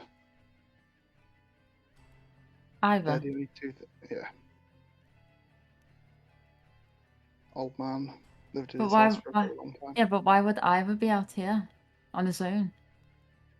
Because he left the town on his own. He knew where we were heading. If he's gone back to the town, found that we're not there, he would be likely to come to here. Well, I don't think he would risk going around at night. Do you? He's He a smart didn't. man. He didn't. There was a. It was. Well, the person, the group, they weren't traveling at night. They'd stopped and made camp, and as soon as the fire was lit, the beast went for it.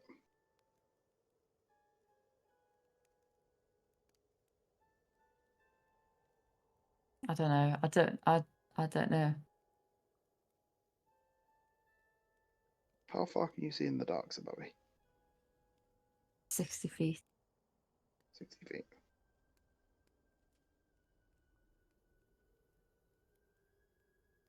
Would you feel comfortable leaving someone who can't see at night to watch over the camp? No offense, Leo. Just a Oh, none taken. observation. No, I wouldn't know because they're not going to know if anything's going Would to. you feel confident or comfortable taking someone who can't see in the dark out into the dark? No. Because they're not going to see if there's any dangers. They're not going to know Would you where feel to. comfortable going on your own?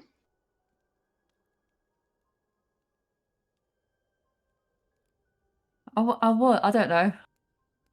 It's a difficult decision because I don't want to. Okay. I don't want to run into any trouble. Why don't you two head out? I can Because you can't see. see a bit. You can't see well I'm not enough. blind. I can see you right now. You have gray scales, just like I have gray clothes. Because The thing is, actually, that my if it's a, clothes are black anyway.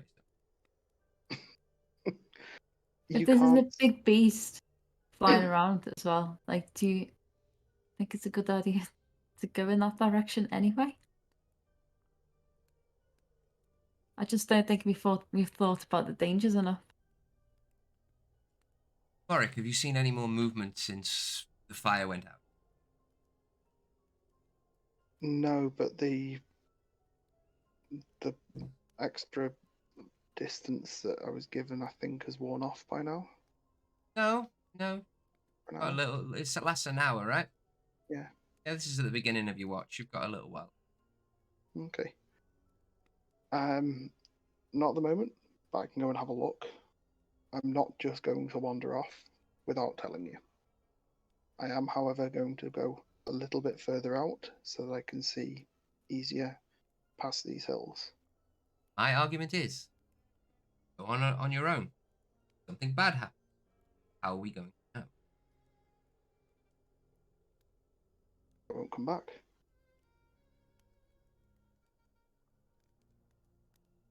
That's it. I don't think we should risk losing you, Boric. You're leading everyone towards where we need to I'm not go. leading anyone anywhere. We're following you Why? because you're leading us to safety. The villagers to safety. No, I'm following a plan that we've all made. Taking Yeah, me but to my place of employment, actually. Shut up, Selwyn, go back to sleep. You've got next watch. I'm not a leader. I'm not leading anyone anywhere. I'm following a plan that we set out as a group.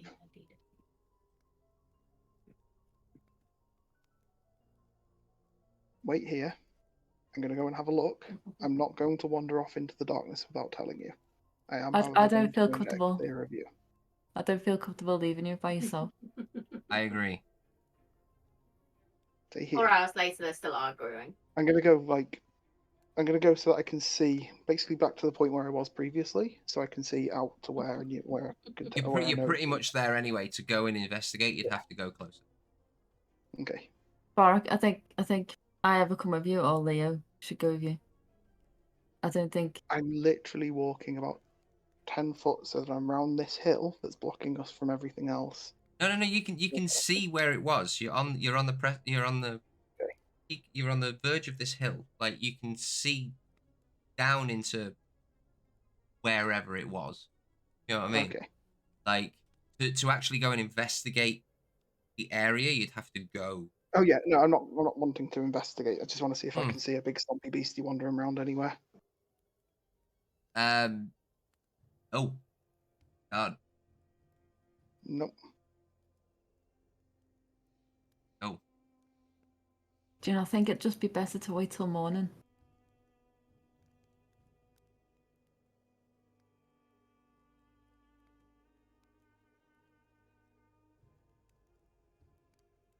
It's a very dangerous place. We've got Goliath. We could possibly have Goliaths after us, and we don't know what this thing is.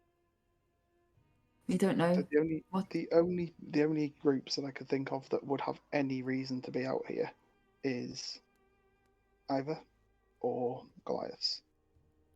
If it's Goliaths, we've been maneuverable enough to not have any concern from them, or most concern from them. We've managed to outmaneuver them. If it's Ivor, I'm not willing to risk leaving him out there in the night after he's been attacked by a And hearing that, Boric, I really don't think we should go any further. Off in the distance, you can No hear way.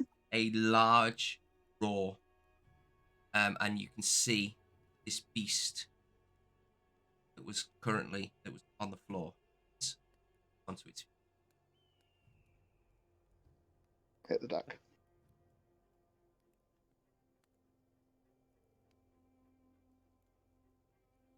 Doesn't seem to.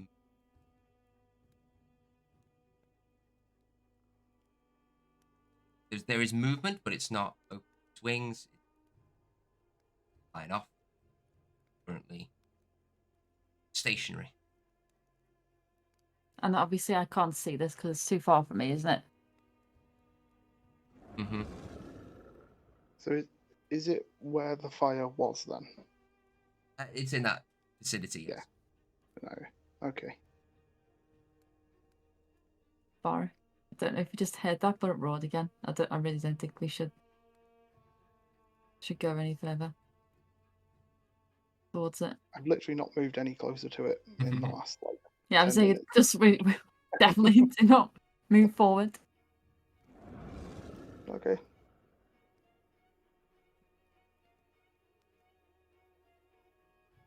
That's fine. Let's keep an eye on it. I will basically sit here and keep an eye on it, and if I see it moving anywhere for as long as I can see that far, then I will let you know. So, your watch continues. For the next 20 minutes or so, 15 minutes, you can see perfectly well. Then the spell, dark vision goes to its normal. You can still hear sporadically every now and then, the large, heavy roar from the east off in the distance. It seems to be perpetual and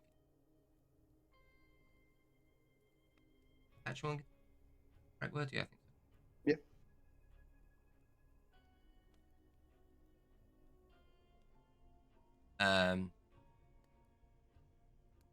You're just gonna sit and for the rest of your watch, keep an eye. Well, especially Yeah. you can't see now, can Keep you? an ear out. Yeah, it's still going. It's still going. Yeah. Does for the remainder of your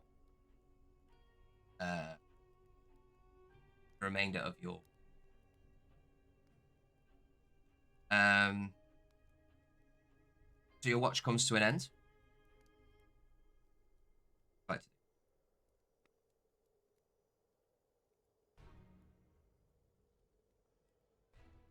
The next person. How long ahead? So Leo wakes up Morton. Six and Selwyn are awake. Do you tell them anything? Basically, let them know where it was, which direction it was. Can any of those three see in the dark? I think Selwyn can. I think gnomes have dark vision. Rock gnomes. Oh. Well, I don't know if all of them do, but I do. Yeah. I would imagine as well, because it's the last watch, that we're starting to get towards daylight anyway, so dawn's coming.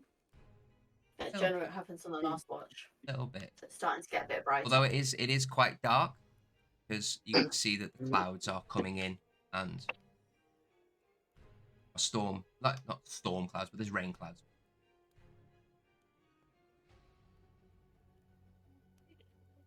In 10 feet of me, I will know. Have that Within 10 feet. tingly sensation. It's not tingly, I can sense everything within 10 feet of me. You two, Selwyn and Six, you can hear these roars off in the distance. Luckily, they don't seem to have bothered any of the villagers. Oh, sleeping Oh. soundly. Again, it's only off in the distance, not not like up in your grill. I'd imagine if we're quiet and keep lights out, we'll be fine. So go to sleep and we can just make it through and then quietly move on to the ranch.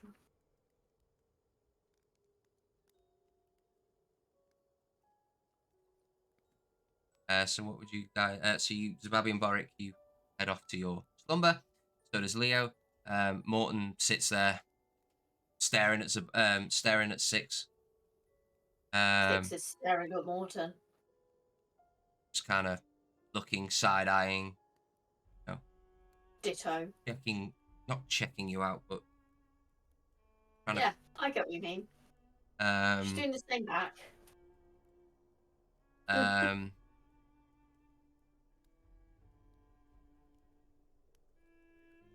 You guys gonna do anything about that? What do you want us to do? Go off and kill it? Yeah. No. Leave it alone, it'll leave us alone. Don't be stupid. That noise is really starting to do my head in. Well, deal with it. Mm.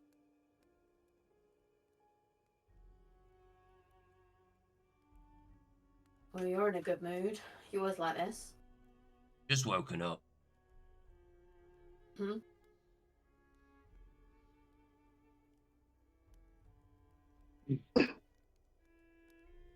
Ranch soon, Well- and then you'll be safe. And then you can't be grumpy anymore.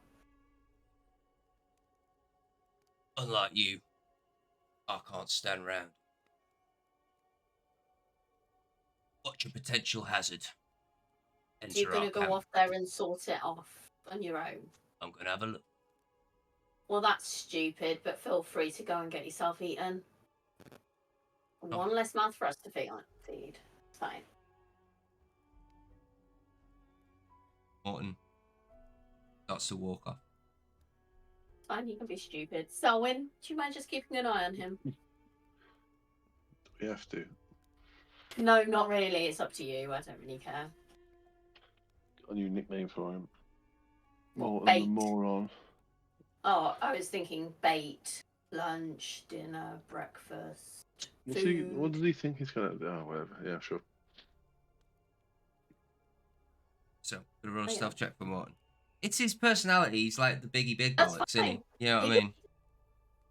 Okay. Billy no brains. So, about 10 minutes pass. Need 200 feet. 300 feet. About 10 minutes pass. I'll be keeping a listen out if Selwyn keeps a lookout, because obviously I'm of no use with my vision. And Selwyn, you can see it after about it disappears. Dark. Your from graze. And yeah, about 10 minutes later, turns. Being very proud of himself.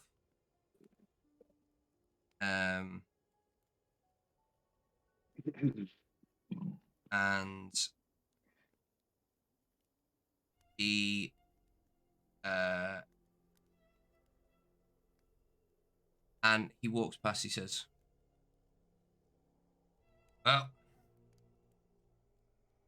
send anyone else to do a human's job, eh?"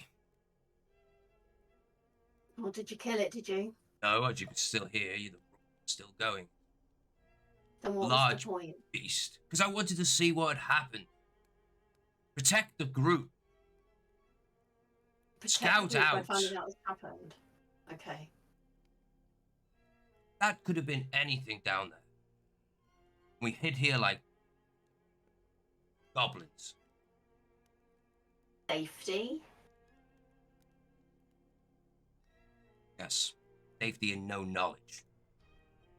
And what did I'm not you the learn? brightest spark in the drum. It is a large beast, yes, and I don't know what the beast is. Already Granted. information we had, so good work. But it is trapped. Whatever was Oh. down there managed to trap the beast, but they are dead. Okay. It's a large device that has been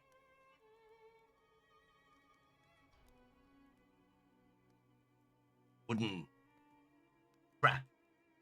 It has impaled this beast, and it is currently snared there.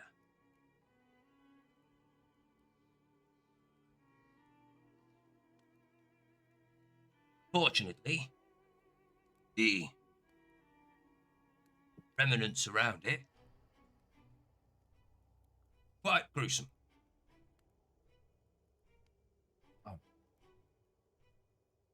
So, welcome. Sorry, did you want something for that? Not from you. You weren't going to get anything.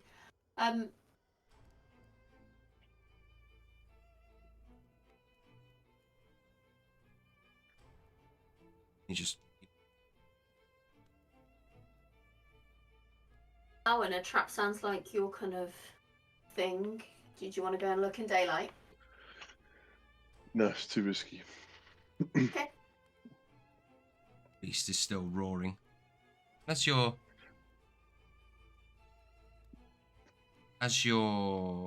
the morning breaks and your rest comes to an end, people start to wake up, and hearing these roars, there is quite a lot of panic in camp.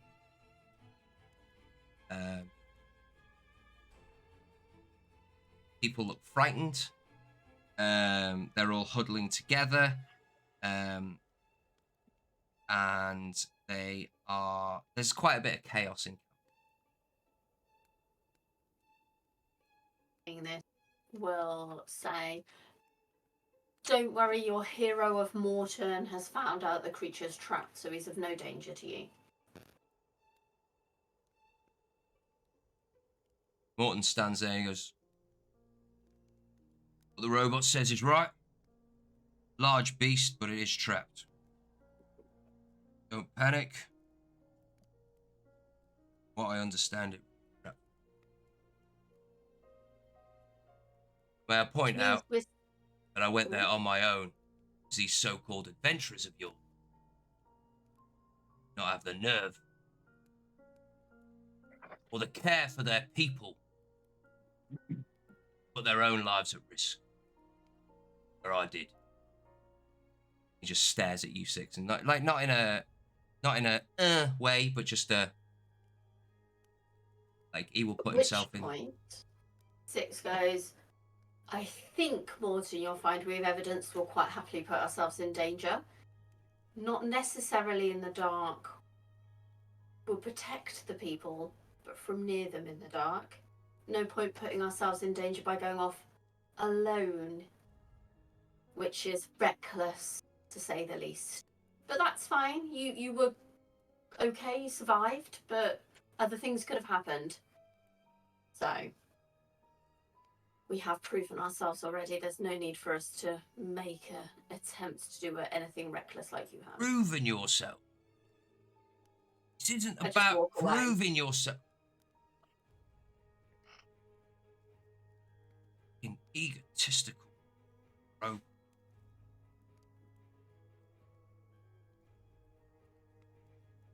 No, whatever. And then he goes on about everyone calm down. Leo's trying to calm everyone. Um, and Albert currently away from all this commotion, waking up by himself. Oh, I'd have head over back over to him. In the meantime, I'd have said to Selwyn, I feel that we should maybe get back on the road straight away, just in case it does free itself. We can at least get to the ranch soon. Yeah, would I know from where we are how long that might take? It's only going to take about another 4 or 5 hours. So, Okay. as the door, as I say, as the dawn breaks and the rain starts to head down, starts to skies open up, and you all pack up camp. The villagers are quick to leave the opposite direction of where the roars are coming from. Do we get a long rest? You did get along.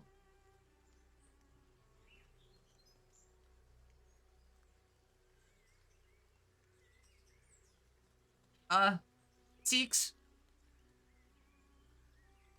Hello. Your friend, your friend Morton. He said, not Morton. Sorry, my bad. Your friend Nocturne said that he was going to, cure me or feed me or. He might do both. Should we find out?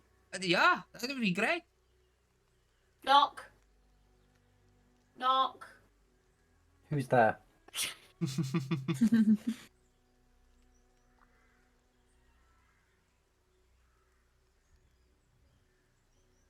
Sit. Six who? Me. Hello there, Six. Good morrow. I like his game. Wait, maybe we could make some kind of joke. Oh no. You said you would heal him, and that means I don't have to stay at the back with him. No offense. You've been great the past day, but I like my own space. Knock, can you help? Yes, of course. He's also a bit hungry. As are we all.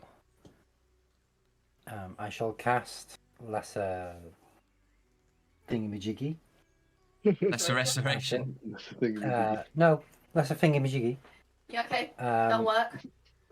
On over there, and I will instruct them both to probably have a good wash this morning, but away from the camp to start with, so there's no possible contamination of both of you.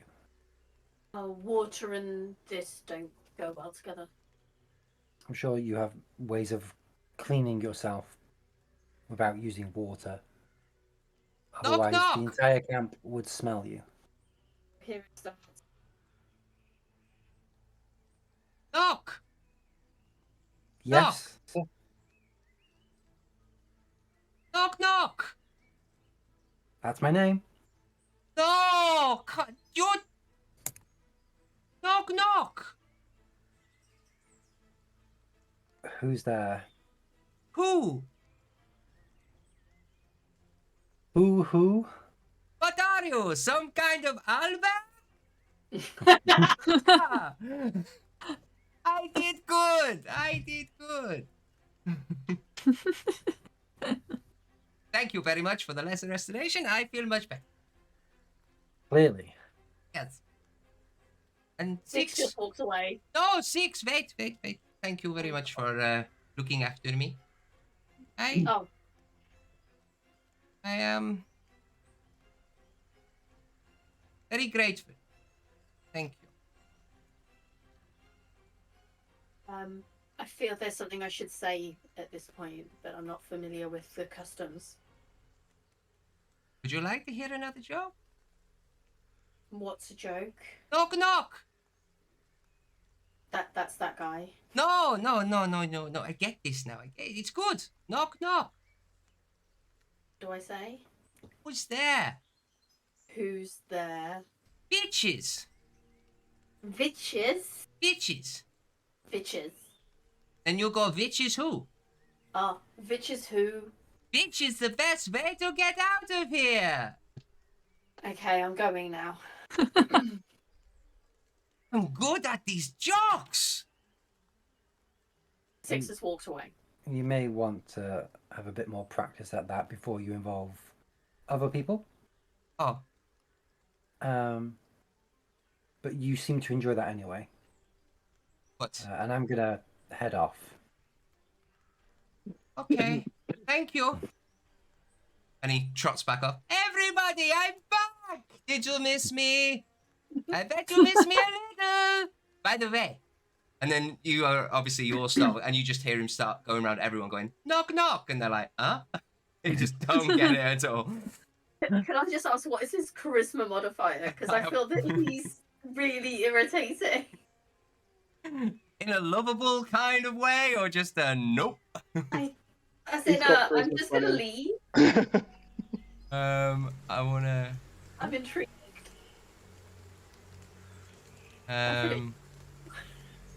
You just turn that down a bit. I am going to just change the background music. I'll find out for you later, Six. Okay. Okay. I'm just intrigued as to how low it is. Okay. So, it's quite easy at this point. You start in the pouring down rain. Everyone's kind of got their clothes over their head, or they're trying to cover themselves in some kind of way. And eventually, let me just put that to daylight. And over the next couple of hours, as you walk over the hills of the barefoot slopes, you come to a very warming sight, Selwyn. Your old place, where you can see just off from the main area is a very burnt area of ground where nothing will ever flourish again. And that rain is very, very loud. There we go. And this is the Hogscotch Ranch. You see a 2-story building with a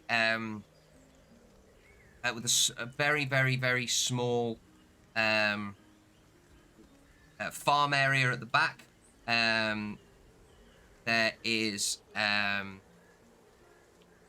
a wood and plaster build, multiple windows around. It's quite a large area. So what would you like to do? Well, I'll turn to the group and I say I want to check out the workshop area first. I'm sure food's very important, but I really want to check out the workshop. Hey. Would you like some Do that. company? Yeah, who knows what we might find inside. I'll go with him. Are you all heading in, or is some of you staying outside, or? I'll head in. I'll head in. So you all, this large group of people cram into this small area. As you walk up to the front door, so when you know this house like the back of your hand, so if you're looking at the front door, it kind of goes down the side of the house. There's a small little garden at the front. So the front door's there, and the side of the house goes down there. And then you've got the main bit, like the rest of it. Just off to the right. Got a map. You do have a map, but it's not really needed. But you do have a Here's for my brain. map. So we will put everyone on the map. And I will just describe to you what you see as you walk through house. Why is Selwyn that big? Why is Selwyn gargantuan? There I we can go. explain. And you, I was clicking on a lot of things, and that was one thing I was allowed to change. what, your size? Yes. I thought I'm sick of being called small, so I changed it to gargantuan. You broke your spells and made yourself huge. Deleted all my spells, but became huge. We'll sort that out, don't worry. I'm gonna just configure this to have Actually, no, it would make me large on the map. It's just a word. does that just give you the whole map? Nope. Let me just there you go, gives you the whole map.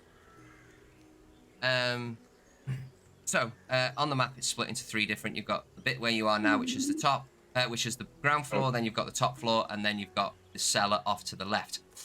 This first bit, as you can see, to the left there is a bit of farm field, loads of hay bales there, and off right at the back before a large wooden, almost like ranch support. You see it in the old westerns and all that kind of stuff. Is a cart with a canopy over the top. So when you would know that this was Copperbelly's, Grandmaster Copperbelly's cart to transport the Hogscotch mead to its areas that it needed to go to. It's not suppliers, it's customers. There you go. That's what I'm trying to think of. So as you walk into the main building, the large, beautiful wooden doors open up. They're not locked, and you all left in quite a hurry last time. And you can see right in front of you, nice wooden floors, wooden and plastered walls, and there's a bear rug on the floor, which Gramras has told you many times Selwyn killed with his own hands. There is a light on a small table to the northeast of that room that is still glowing after all this time. And you go around the corner, you can see the stairs that lead up. Where are you just going to head for your?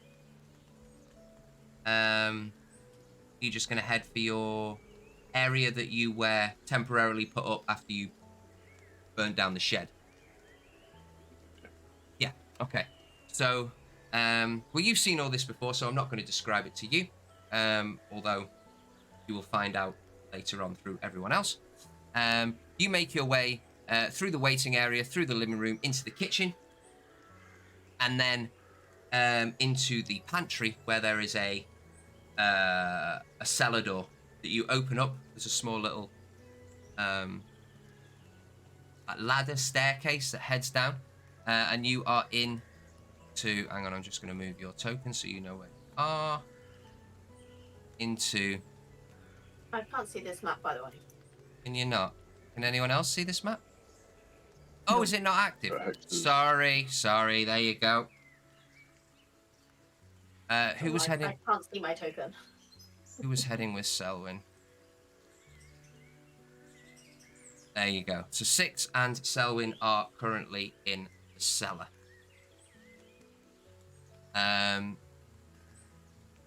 Selwyn, you know from this area that there's multiple boxes around which you've never really cared for. You've walked down here 100 times, but you don't really care because you're kind of just into your stuff. And right at the end is your small temporary workshop with certain things that you need.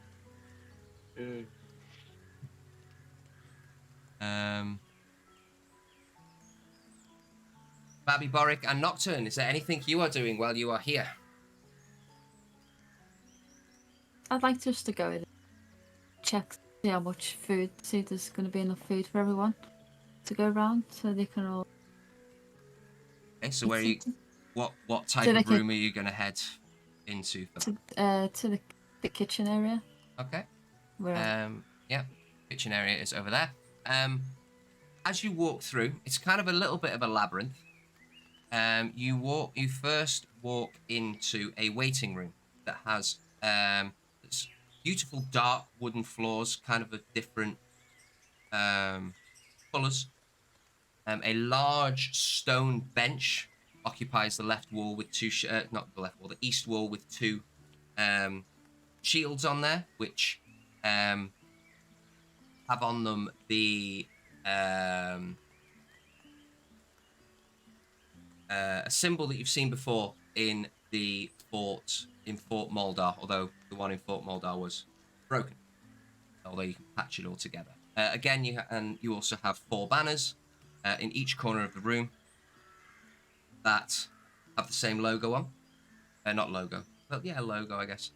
And then directly on the south wall is a statue of a it is roughly carved, not expertly well, but it is of a dwarven man with an anvil in front of him, and he's holding a hammer, and there is a stone sword, obviously built into the statue. It's not separate, and it looks like he's about to hammer down on it.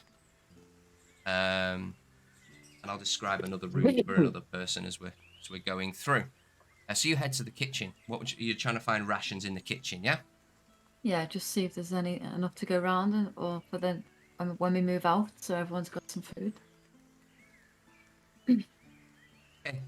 So you look around the kitchen. The kitchen, there is nothing there. Maybe some moldy bread that's been left out. A couple of moldy fruit and veg. Again, it's been quite a while since the ranch was left in just its normal state.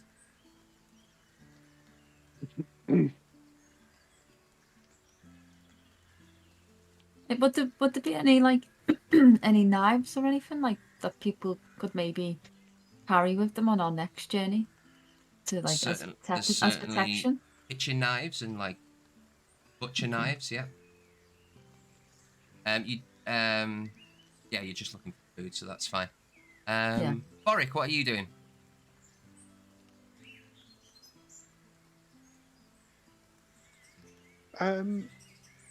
Just a little bit quiet this morning.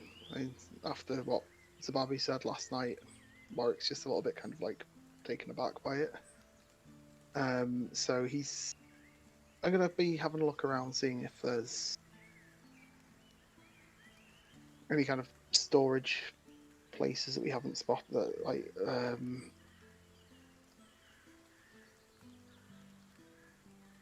if I can do, I would have checked with Selwyn as to if there was food, where it would have been. Selwyn was far too happy to run off and back to his old home. Okay, fair enough. I'll just start going through kind of front to back of the house then, see if there's any storage pantries or anything like that. So place your character in a room that you would like to be described to you. Just not this L-shaped room on the southeast. Southeast. Okay. That one is. It's the only one that's locked. Let's go further back to the. Go into the telling me kitchen. off, moving through walls and stuff. There you go. I'll do it for you. And Nocturne, what would you like to do? I would like to follow Boric, really, and try to have a small conversation with him. Okay. So as you're making your way through the house, you walk together. What would you like to say? I would just like to see how he feels about what the group are currently doing. Because from what I witnessed, he does seem to be kind of a reluctant leader. It's almost like the leadership's been thrust upon him a bit. And just to see how he's handling it all. So how would you strike up that conversation for it to be more organic? I'll just ask him, Start with a hey Boric, and then it'll Yeah, roll from there. Is it, if only it was that easy. I'd be like, hey Boric, how do you think things are going at the moment for your group? We're doing all right, I think. We've got most of the people from the town. So I don't know how much you know. We were traveling through this area, and we've kind of Albert asked us to hunt an owlbear. Which got very confusing for a while because it was an owlbear versus owlbear conversation, which got very strange. But we went and hunted this owlbear, and then but not owlbear. He didn't get hunted.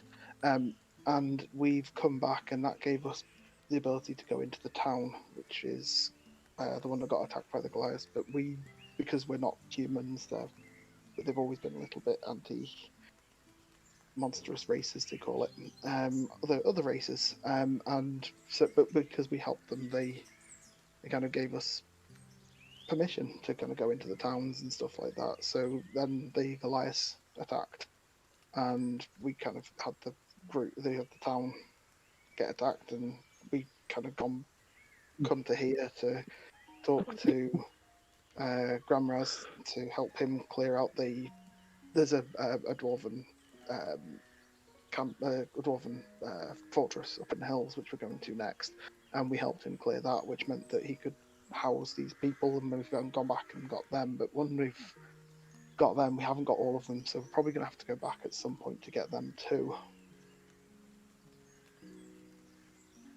Quite the story. I mean, it's quite a lot that happened, but oh, when we went to the Feywild as well, that was really interesting. It's a different land. There was a hag in a ship. I assume.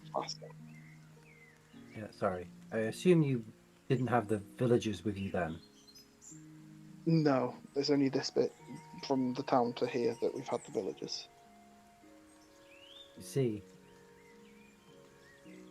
So, your plan is to get them to this dwarven settlement?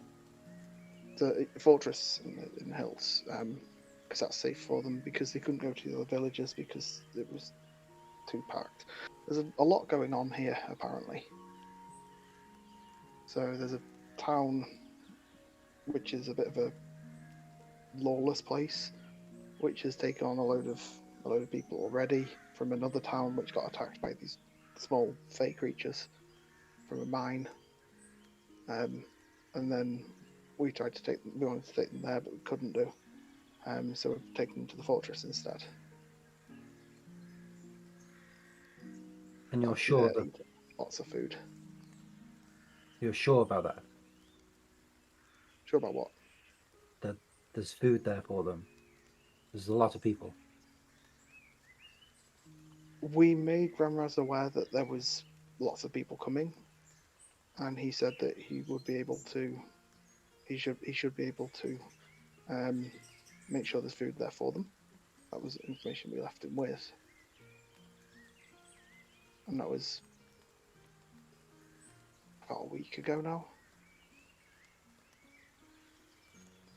I see. Okay. Well, I would hope that the people here will be safe under your watch and your leadership. And I'm sure you'll get them to where they need to go. I'm sure that we will.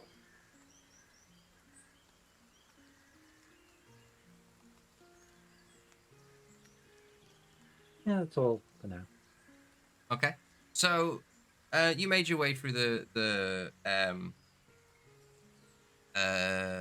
like reception room, and then you headed to the main living room. You see in the northeast corner there is a statue very similar to the one that is the facial features anyway, bit rough and ready around the outside, very similar to the one hammering the anvil. He is of a dwarven, same facial features, holding a hammer above his head. large, meaty dwarven hammer. You see shields holding the same symbol as ones in like the reception room. A couple of nice soak chairs in this area and a small table. And then you like a rug, nice wooden floor, and then you make your way over to the kitchen where Zababi is currently picking up some knives.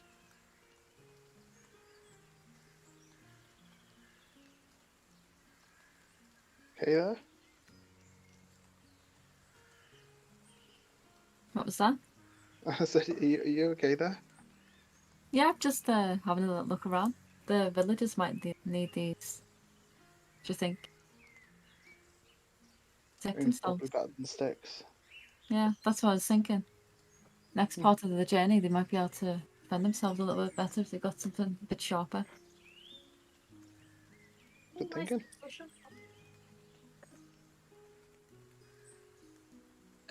In the kitchen, guys, you can see two doors heading off from the kitchen to the south. We can't see, by the way, on the map that I can see in the game, but I can't see on the stream. That's No, something I know. It's supposed to be on there. Oh, okay. No, I'm just doing theatre of the mind. You guys needed a map up. There's no. I'm just describing a room. Okay, sorry. For those that can't see, it's a beautifully large house. Yeah. Can we check Solid what's in gold that floors. room? So you want to head down to this door here, yeah? Yeah. Okay. So just move your arrow keys and you can move down there, I think. Yep. Cool. The door is open. As you open the door, Sababi, you can see that this is a pantry. The pantry has flour, a bit of wheat, stuff for baking, making a meal. There's no specific rations there, but you do Right. see a trapdoor that is currently open, and Selwyn and Six down at the bottom. We're getting to Selwyn and Six really, really quickly. Boric, what are you trying to do? I'm just going to check the other door. Okay, that door is locked. Nocturne? I'm just gonna be watching Zababi. Okay. You see her open the door and head into the pantry. Is there anything you'd like to do with the door, Boric? Solid is it looking? It's pretty solid. It's a heavy wooden door. Well, I can't pick locks, so I might as well just try going through the door instead. No worries. How are you going to go through the door? With a swift whopper or a running jump? Just gonna go for a shoulder barge, see if I can. Okay. Roll. Could it just be in a simple shoulder barge? Roll it with disadvantage. But roll an athletics check to see if you can push your way through. While you're doing that, Six and Selwyn, what are you guys doing currently in the basement? You see the basement. It is completely made of stone. There are stone pillars. 1, 2, 3, 4, 5. There's 5 either side of this long, like corridor. It's probably about 20 feet wide. And at the end, there is a small little gap, and you can see little glowing lights coming from out there, which, Selwyn, you know, is your old. Yeah. That's where I'm going. Six, what are you doing? I'm just following him and watching. No worries. So Selwyn, you make your way back home to your little workstation. How are you feeling? Yeah. What you do? Really excited. Spinning its Spinning sucker. around. Spinning around. I'm so excited. You can't This see is that close, what but I Six am. is just watching. So when I get there, I'd like to think that there's some unfinished projects of sorts, various things covered in dusty sheets. You can see the lights glowing through these dusty sheets. And I'll just make a comment like, start everything and finish nothing. Such a bad habit I have sometimes. and then I'll pull one of the sheets off one of the projects I've been working on. What do we see? We see a really simple-looking hand-powered machine. It looks like something you see, like a Victorian. What's it called? Like a washing. What's it called? You know, you like the you feed a dryer sheet where through. you put You your just sheet do through. that, and you pull a sheet through in the rollers. Say again. Yeah, like a hand crank. Yeah, like hand crank it, and then Yeah. the idea was you put the barley through or something like that, and it would go through, and it would automatically take the husks off, leaving just the I don't know what you call it, a seed. Flour. I don't know what it's called. Yeah. Do me a favour, Selwyn. Roll a D100 for me. D100. I'm just imagining it's a small version of the stones that grind each other to make flour. Yeah, something like that, Close. but a little bit more complicated. That would be 11. 11. You can see, Six, that the blueprint on the table is pristine. Amazing. This device that Selwyn is talking about has a lot more work to do. He's about 11% into completing this project. Do you want some help? Yeah. So the idea behind this one was that it would basically increase production of malt and stuff that we needed for brewing. But I got distracted by this one, and I pulled to another one, pulled another cloth off.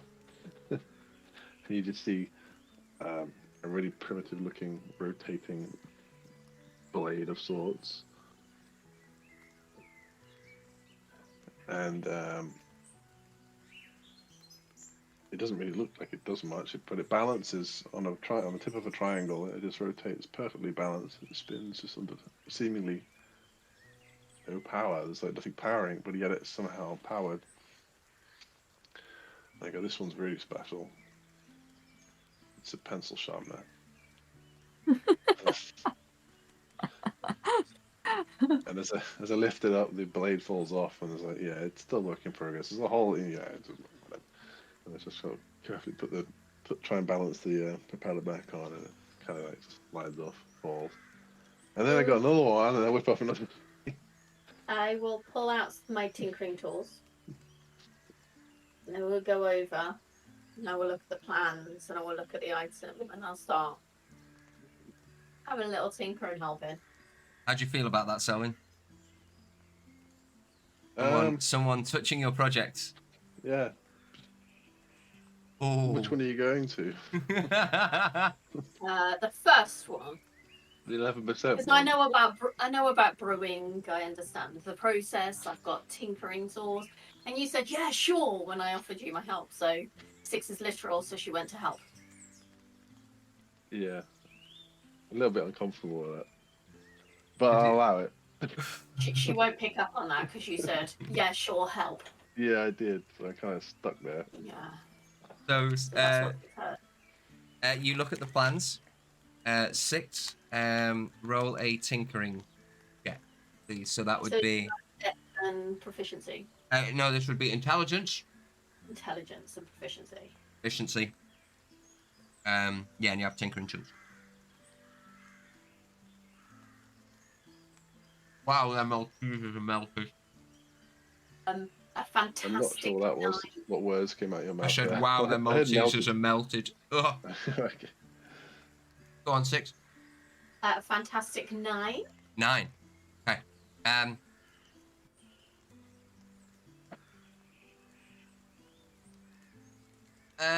You remember, and your memory is very foggy when it comes to stuff pre-awakening. So it kind of you get this feeling for tinkering. You get this urge to do it, and you feel that you should be able to make this work. But you don't know this, but in sense, your this isn't the type of materials that you're used to working with. Used to working with big, heavy things. You know what I mean? More machinery based. Yeah, exactly. Rather than small, intricate little workings. And you don't destroy it, but it's a little bit complex. It's a little bit out of your comfort zone. You can take that however you wish. Yeah, I just turn to Boric and go, still not Boric, Selwyn, and go, I'm not sure this is where I excel. Very small and fiddly, isn't it? I think it's designed for hands your size, not mine. Yeah, that's a fair assessment. Kind of. I like finicky little things like that. It's quite fun. Although I do have a couple of projects that aren't so small. Any machinery anywhere that I can Machinery, repair? not the heavy kind of machinery you could probably work on. Not in this little workshop. Outside? Vehicle, maybe? Has any of the heavy machinery survived at all? Yes. As much as you might need to clean it, and a little bit of TLC. Again, it's more like oiling things and making sure things are like rotating correctly when you want to like mix potions or etc. etc. Maybe simple cranes for lifting supplies or whatever. Pulleys. You could have certain things, yeah, like little ropes that kind of go over the roof, over the beams in the roof. But yeah, nothing.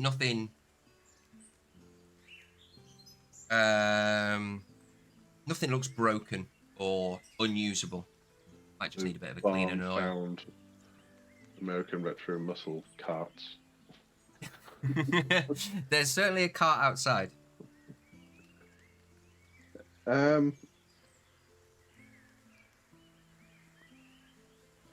is something I've been working on, but I'd have to check the voices in my head if it's permissible.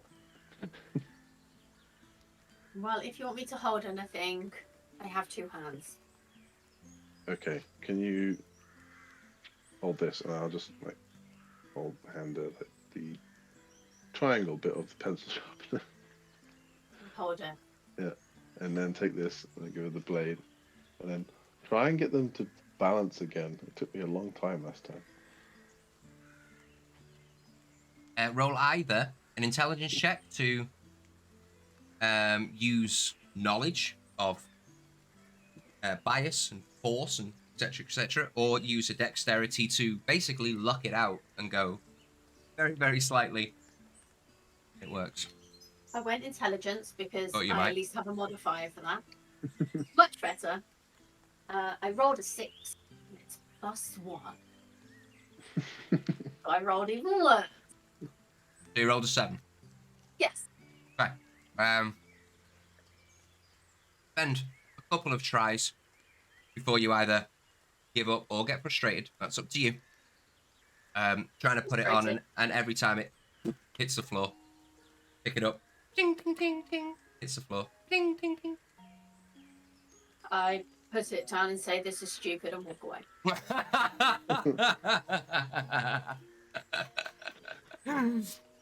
Nice.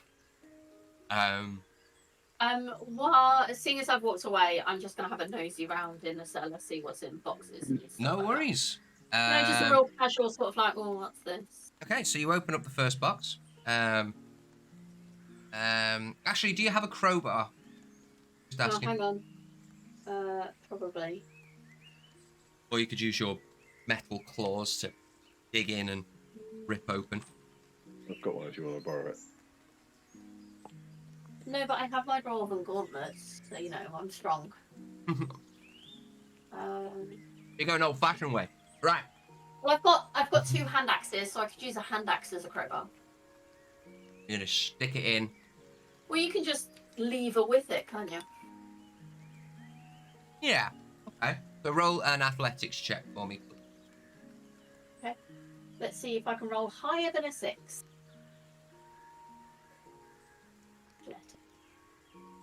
+6, that will help. Dirty 20. Nice. Okay, so quite relative easy. You wedge the hand axe into one of the corners where you can see a few nails are in, and then you get like your fist or your elbow or something, and you give it a bang, and the edge just crocks open a little bit. You can see inside there are a lot of small bags, what's the word? The words escape me. Sachets? No, like a coin purse, but it's a burlap. Thank you, a burlap bags. Okay. And you can see lots of little burlap bags in there. Probably about 15, 16. Pick one up and I'll look in it. Okay. Should we open it up? Open it up, and it is a small bun. So food. It is food. Oh. I open another one and see if there's more food in there. Okay. You go through the entirety of the thing, and you probably find about 150 small sacks, a single bun in it. Can I put them all? Well, no, that'll probably be a bit of a pain, but I kind of want to put them in one container and try and drag them to the exit.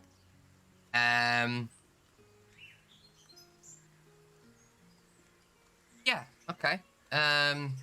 Some of the containers are quite full. It probably have to be about 2 or 3 of these chests, and That's fine. crates, but you drag it.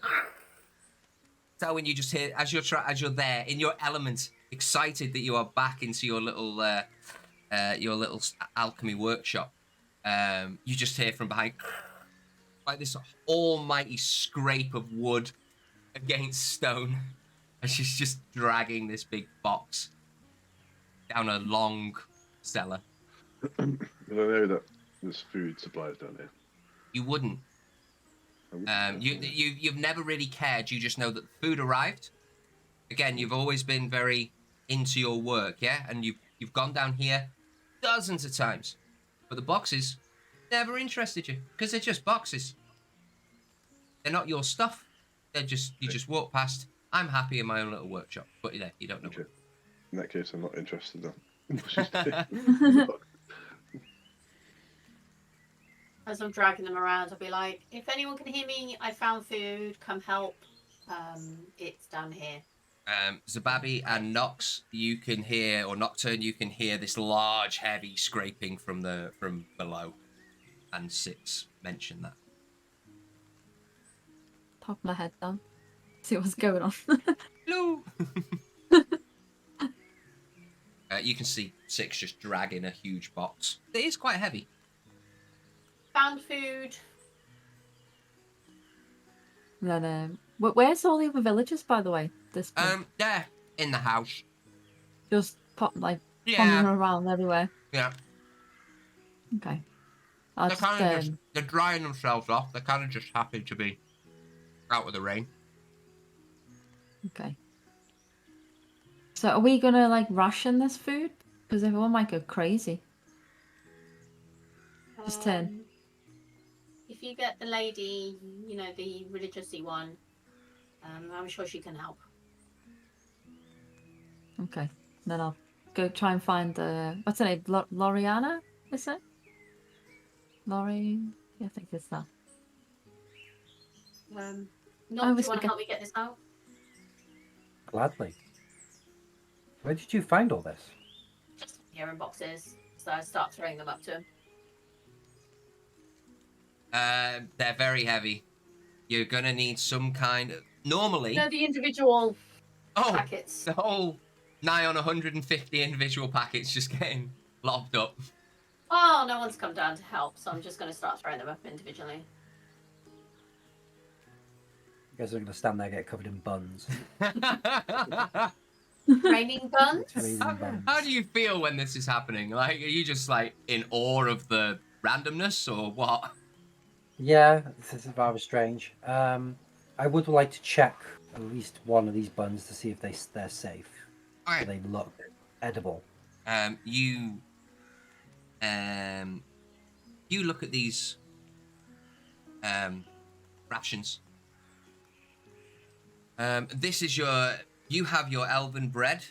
They have their dwarven bun. It's like their long-term food resource. If they ever go out and they ever need, they're hard, they're tough to chew, even harder to swallow, but they do fill you up very, very quickly.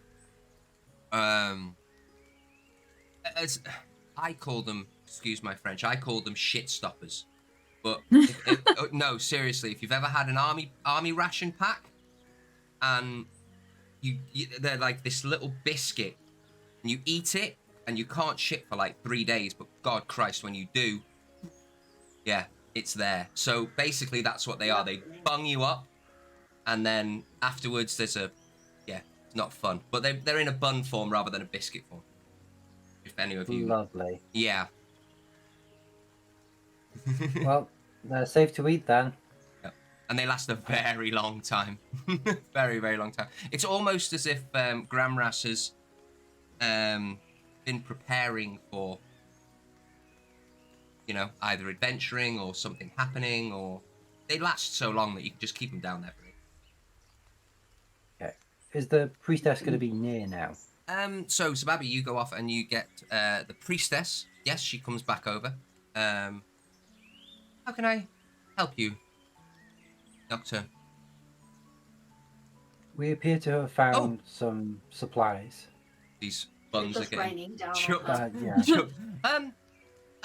Can I ask what's happening? You found buns. We found lots of buns. We feel like it would be a good idea to ration some of these out now to stop the people from being hungry, but also Yes. have a way of taking some of these with us to help us on our journeys. Okay, as these buns are just getting flung up willy-nilly. Just showering down. Raining food. Maybe we could sort out some kind of queuing system in the kitchen, and we can...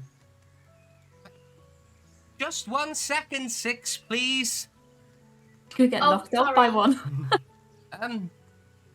And She's got they can take one now.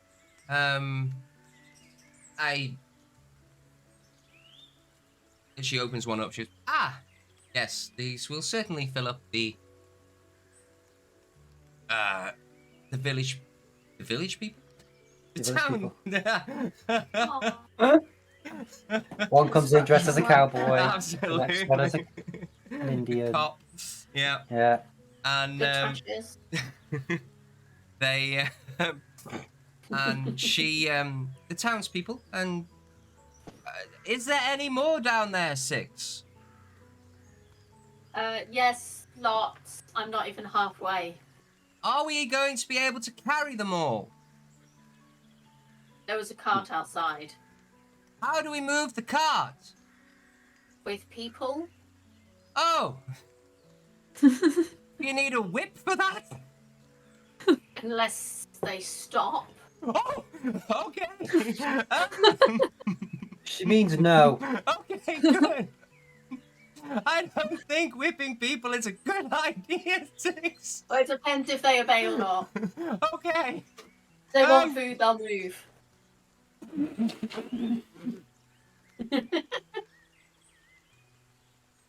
Six is a very practical individual. Very, very logical approach. Very logical. Thank you. Yeah.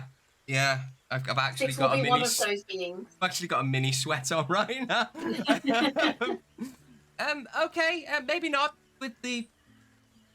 Maybe if we could find some horses, they could. I suppose I can be in charge of the vehicle, but if there are no horses, as long as there's enough of us strong enough to pull it, we can get it where we need to go. I will send some people to find horses. Will you send some people to help move this up? Or I can keep throwing it.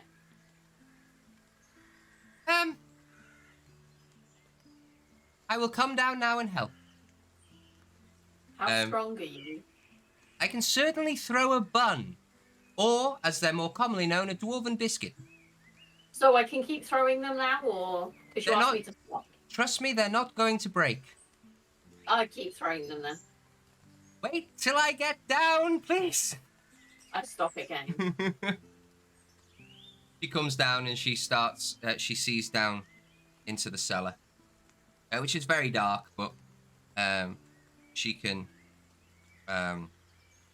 She lights a torch and puts it in one of the sconces. Oh no, actually, no, she doesn't. On one of the boxes, she just casts a light.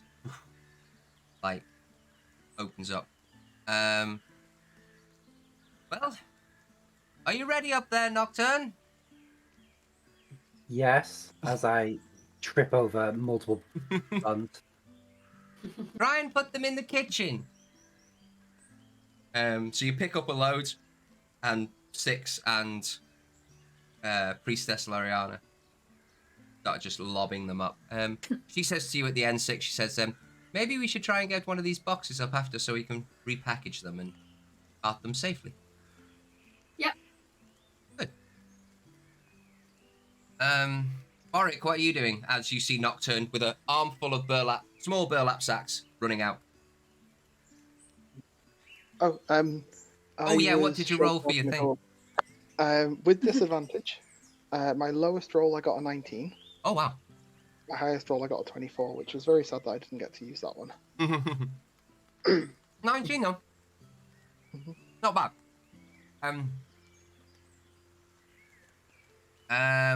You give it a bang, but even with a 19, it doesn't come off its hinge. It bends, and I don't mean it stays bent. It kind of warps a bit, but nothing crazy. Hard to get through a door with a shoulder.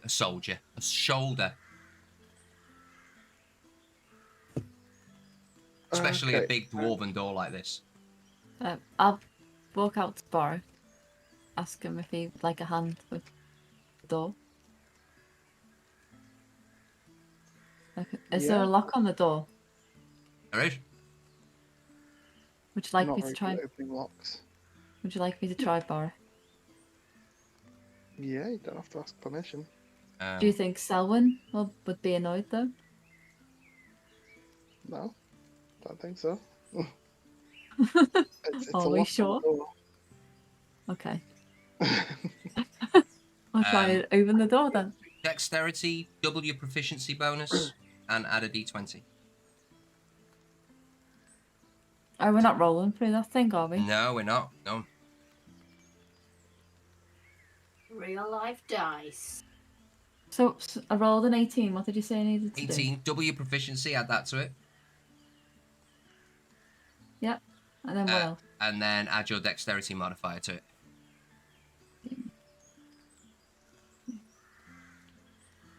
$29 then. These. It opens up. Door opens up, and you can see inside that there are 3 very large racks of some kind of alcohol.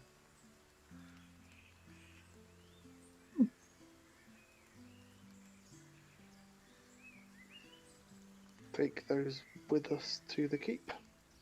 There's probably about 60 bottles. Can we tell what type of alcohol it is, or? Yeah, you pull one out, and it says on it, Hogscotch mead, with a picture of a lovely looking hog nuzzling a truffle. You get flashbacks of when you sliced its throat. I don't know what you're talking about.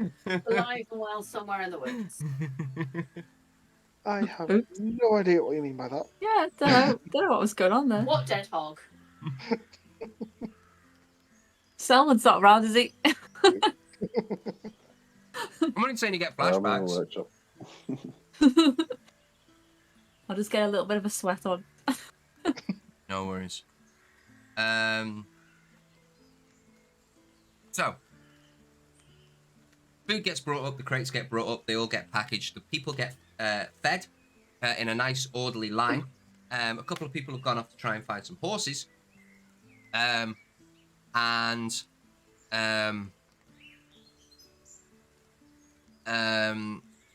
The couple of crates, as I say, a couple of crates get taken up, you package probably about, you can estimate probably about just over 100.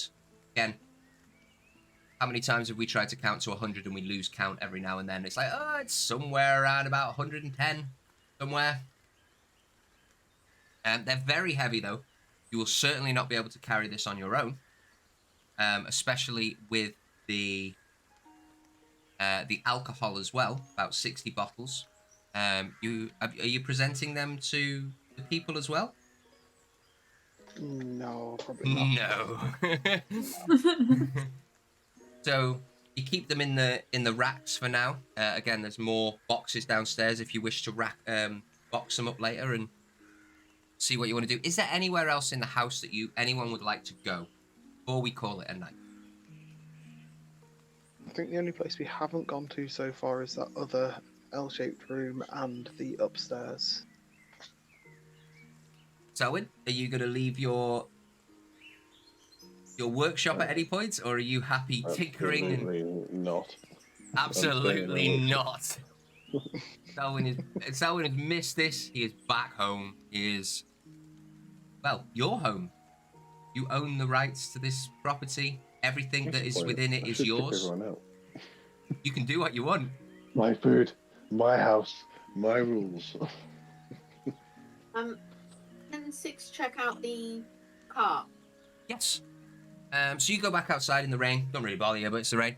Yeah, what else? There's a small little gate that you can get to the cart. The cart is it's in pretty good order, apart from part of the suspension, and not that it's like uber suspension, but I mean the axle has been dislodged. Roll me an intelligence check. Oh God, can it be something better than intelligent for me? Like I'm sorry. strength, con, charisma. No.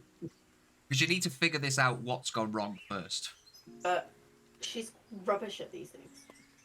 Oh, I rolled a 15, so that's 16. Okay, cool. It's very good. Huh? I have inspiration, but I feel that it's not that bad. Okay. So I'll take it. So as you lift it, not with super ease, but for the sake of it's only you really need to roll stuff if you're doing it quickly. So as you lift it, it takes a bit of heft, and everything lines back up, but you notice that there needs to be a bolt goes through the axle to attach it to the chassis, and that is currently on the floor. Well, about 4 of them, but all 4 of them are on the floor in pieces. Is there anyone around? No one. You're out there on your own. I pop it back down gently. Mm-hmm. And I go and get little Selwyn. Are you going to take the stuff to him, or are you going to grab him and bring it? I can't take the whole cart with me. No. I just mean the small bolts with you. I don't. Oh no, there's no need because he needs to put the bolt in the cart, which is upstairs. So. The bolts are broken. Oh, okay. Then I take the broken bolts with me. No worries. Do you head back down to Selwyn? Selwyn. I'm busy. Selwyn. Yes, what? What? I know you're busy, but I need one of these that's not broken. These bolts. Poorly made. 6, you need 4. Okay, I need 4 of them. I need you to help me fix the carts because we need the carts to get the food and drink and people to, the next stop. Okay, so I don't know the answer to this one. So, is it a generic item that you can get in Harvest stores, or is it some kind of bespoke item that you Nope. can that Nope. has been made by me out of very expensive materials or something? No, it is certainly not a very expensive material. It probably was made by you, but with the stuff that you have around you, it's Mhm. very low budget. Probably why they broke. Not dissing your skills at all. It's just the materials that you're working with. You do So- have a small forge in your workshop. Oh, good. I was about to say, we need one of them. Yeah, and Does your hammer help? It would help. It's better with the dwarven forge, but I'll work with what I've got. it will take time, and it will take but it will take some kind of process to make them. And we will come back to that momentarily. Six has gone outside. Nocturne, what are you doing? I'm actually just watching Boric and Sababi and keeping an eye on just the people around them and generally watching what goes on.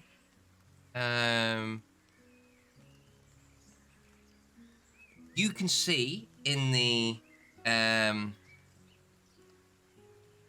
roll me a perception check. Oh, bless.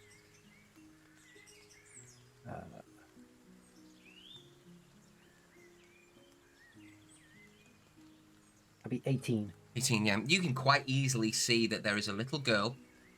It's very low to the ground. Who's trying to sneak up. Very, very poorly. As she moves past one of the barrels, Sababi, you can hear like a bang of a knee or something, and Nocturne, you see the little girl cover her mouth, and a little tear comes out the corner of her eye. She looks like she's whacked her knee on this barrel. She's trying to sneak through, but she continues. Sababi, you definitely, and Boric, with your passive perceptions, you definitely know that something's coming. Something is behind you. You don't know what it is. Something is behind you. What would you two like to do? Who, me or? Both of you, Boric and Sababi. Or Nocturne, if you would like to try and help her in any kind of way, or, I feel that Nocturne would notice her, but then notice what she's doing and try to ignore it. Yeah, Zababi would just pretend to be oblivious to it to make the little girl. But you don't know what the bang is. Nocturne Me, I saw don't- her visually. Right. You guys are in that room, and outside in the kitchen you hear a bang. Right, so I don't see the little girl at all. No.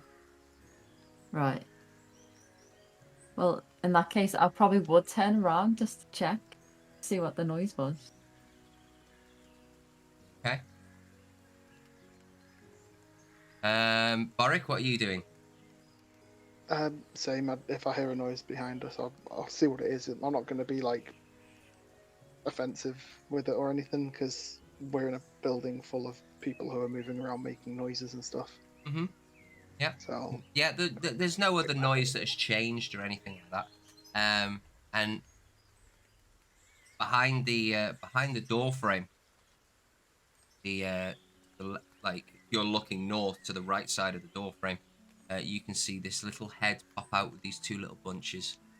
And she looks and notices you both watching with a little tear in her eye, and Oh. she kind of like wipes away, and she's holding her knee, and goes, "No good at this." And she hobbles. She's whacked the knee good, but she hobbles away. I'd probably go after her. Oric, are you doing anything else around the house? You spend a little bit of time talking to her, and we will get to that as well, probably the beginning of it. Oric, are you looking at anything quickly? kind of covered the kitchen quite well. I'm just going to go up just have a bit of a wander around the house and go upstairs and have a look at what's up there if there's anything. Okay. So you go down to the into the reception room. You head south through a door, and there is one door on your on the east wall, but on your left, and you give it a wiggle, and it is currently locked. To a big, wide, double dwarven door, very nicely ornate.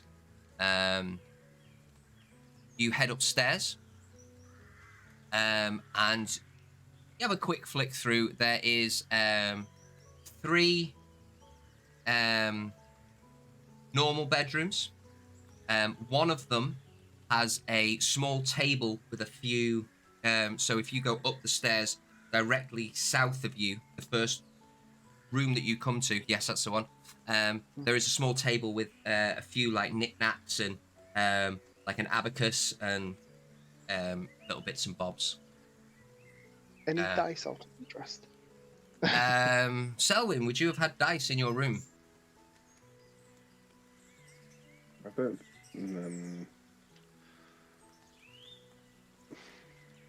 Unlikely, I would say. No. Other possessions. Not something I'm really interested in. Unfortunately. That's good. The other rooms, they're very bare. They look like guest rooms that you have a quick flick through, and then as you walk down the corridor that heads west, the door on your right that is north of you is a larger room, and there is a big grand double bed, lower than normal, but a big grand, double bed, chest of drawer, a big cupboard, like a wardrobe, and there is a chest and a table in there as well.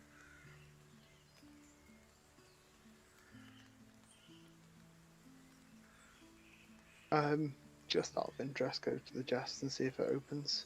The chest does open. Open it up. Okay. You find in there, amongst some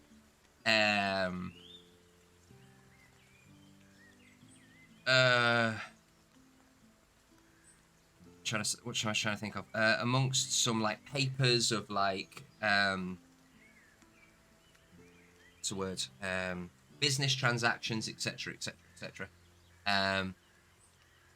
You find in there a small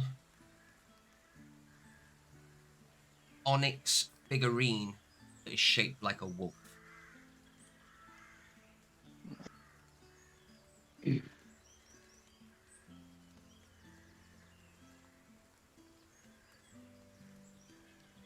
And that's the only thing you find in that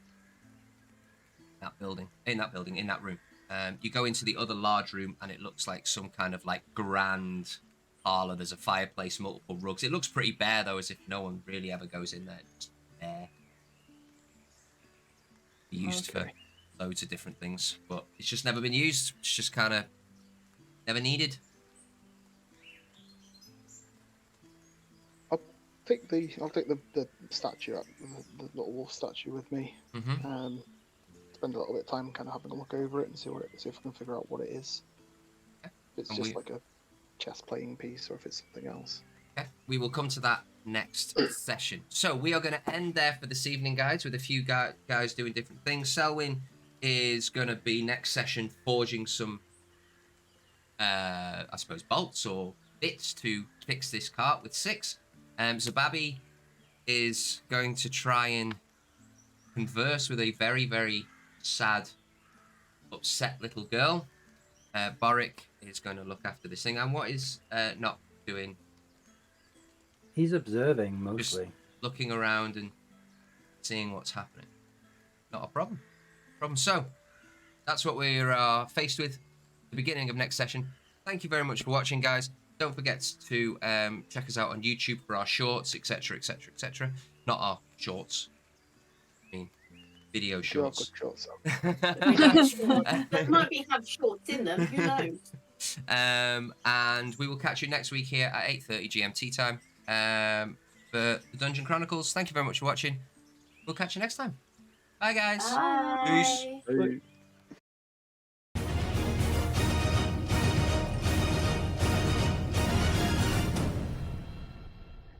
Hey.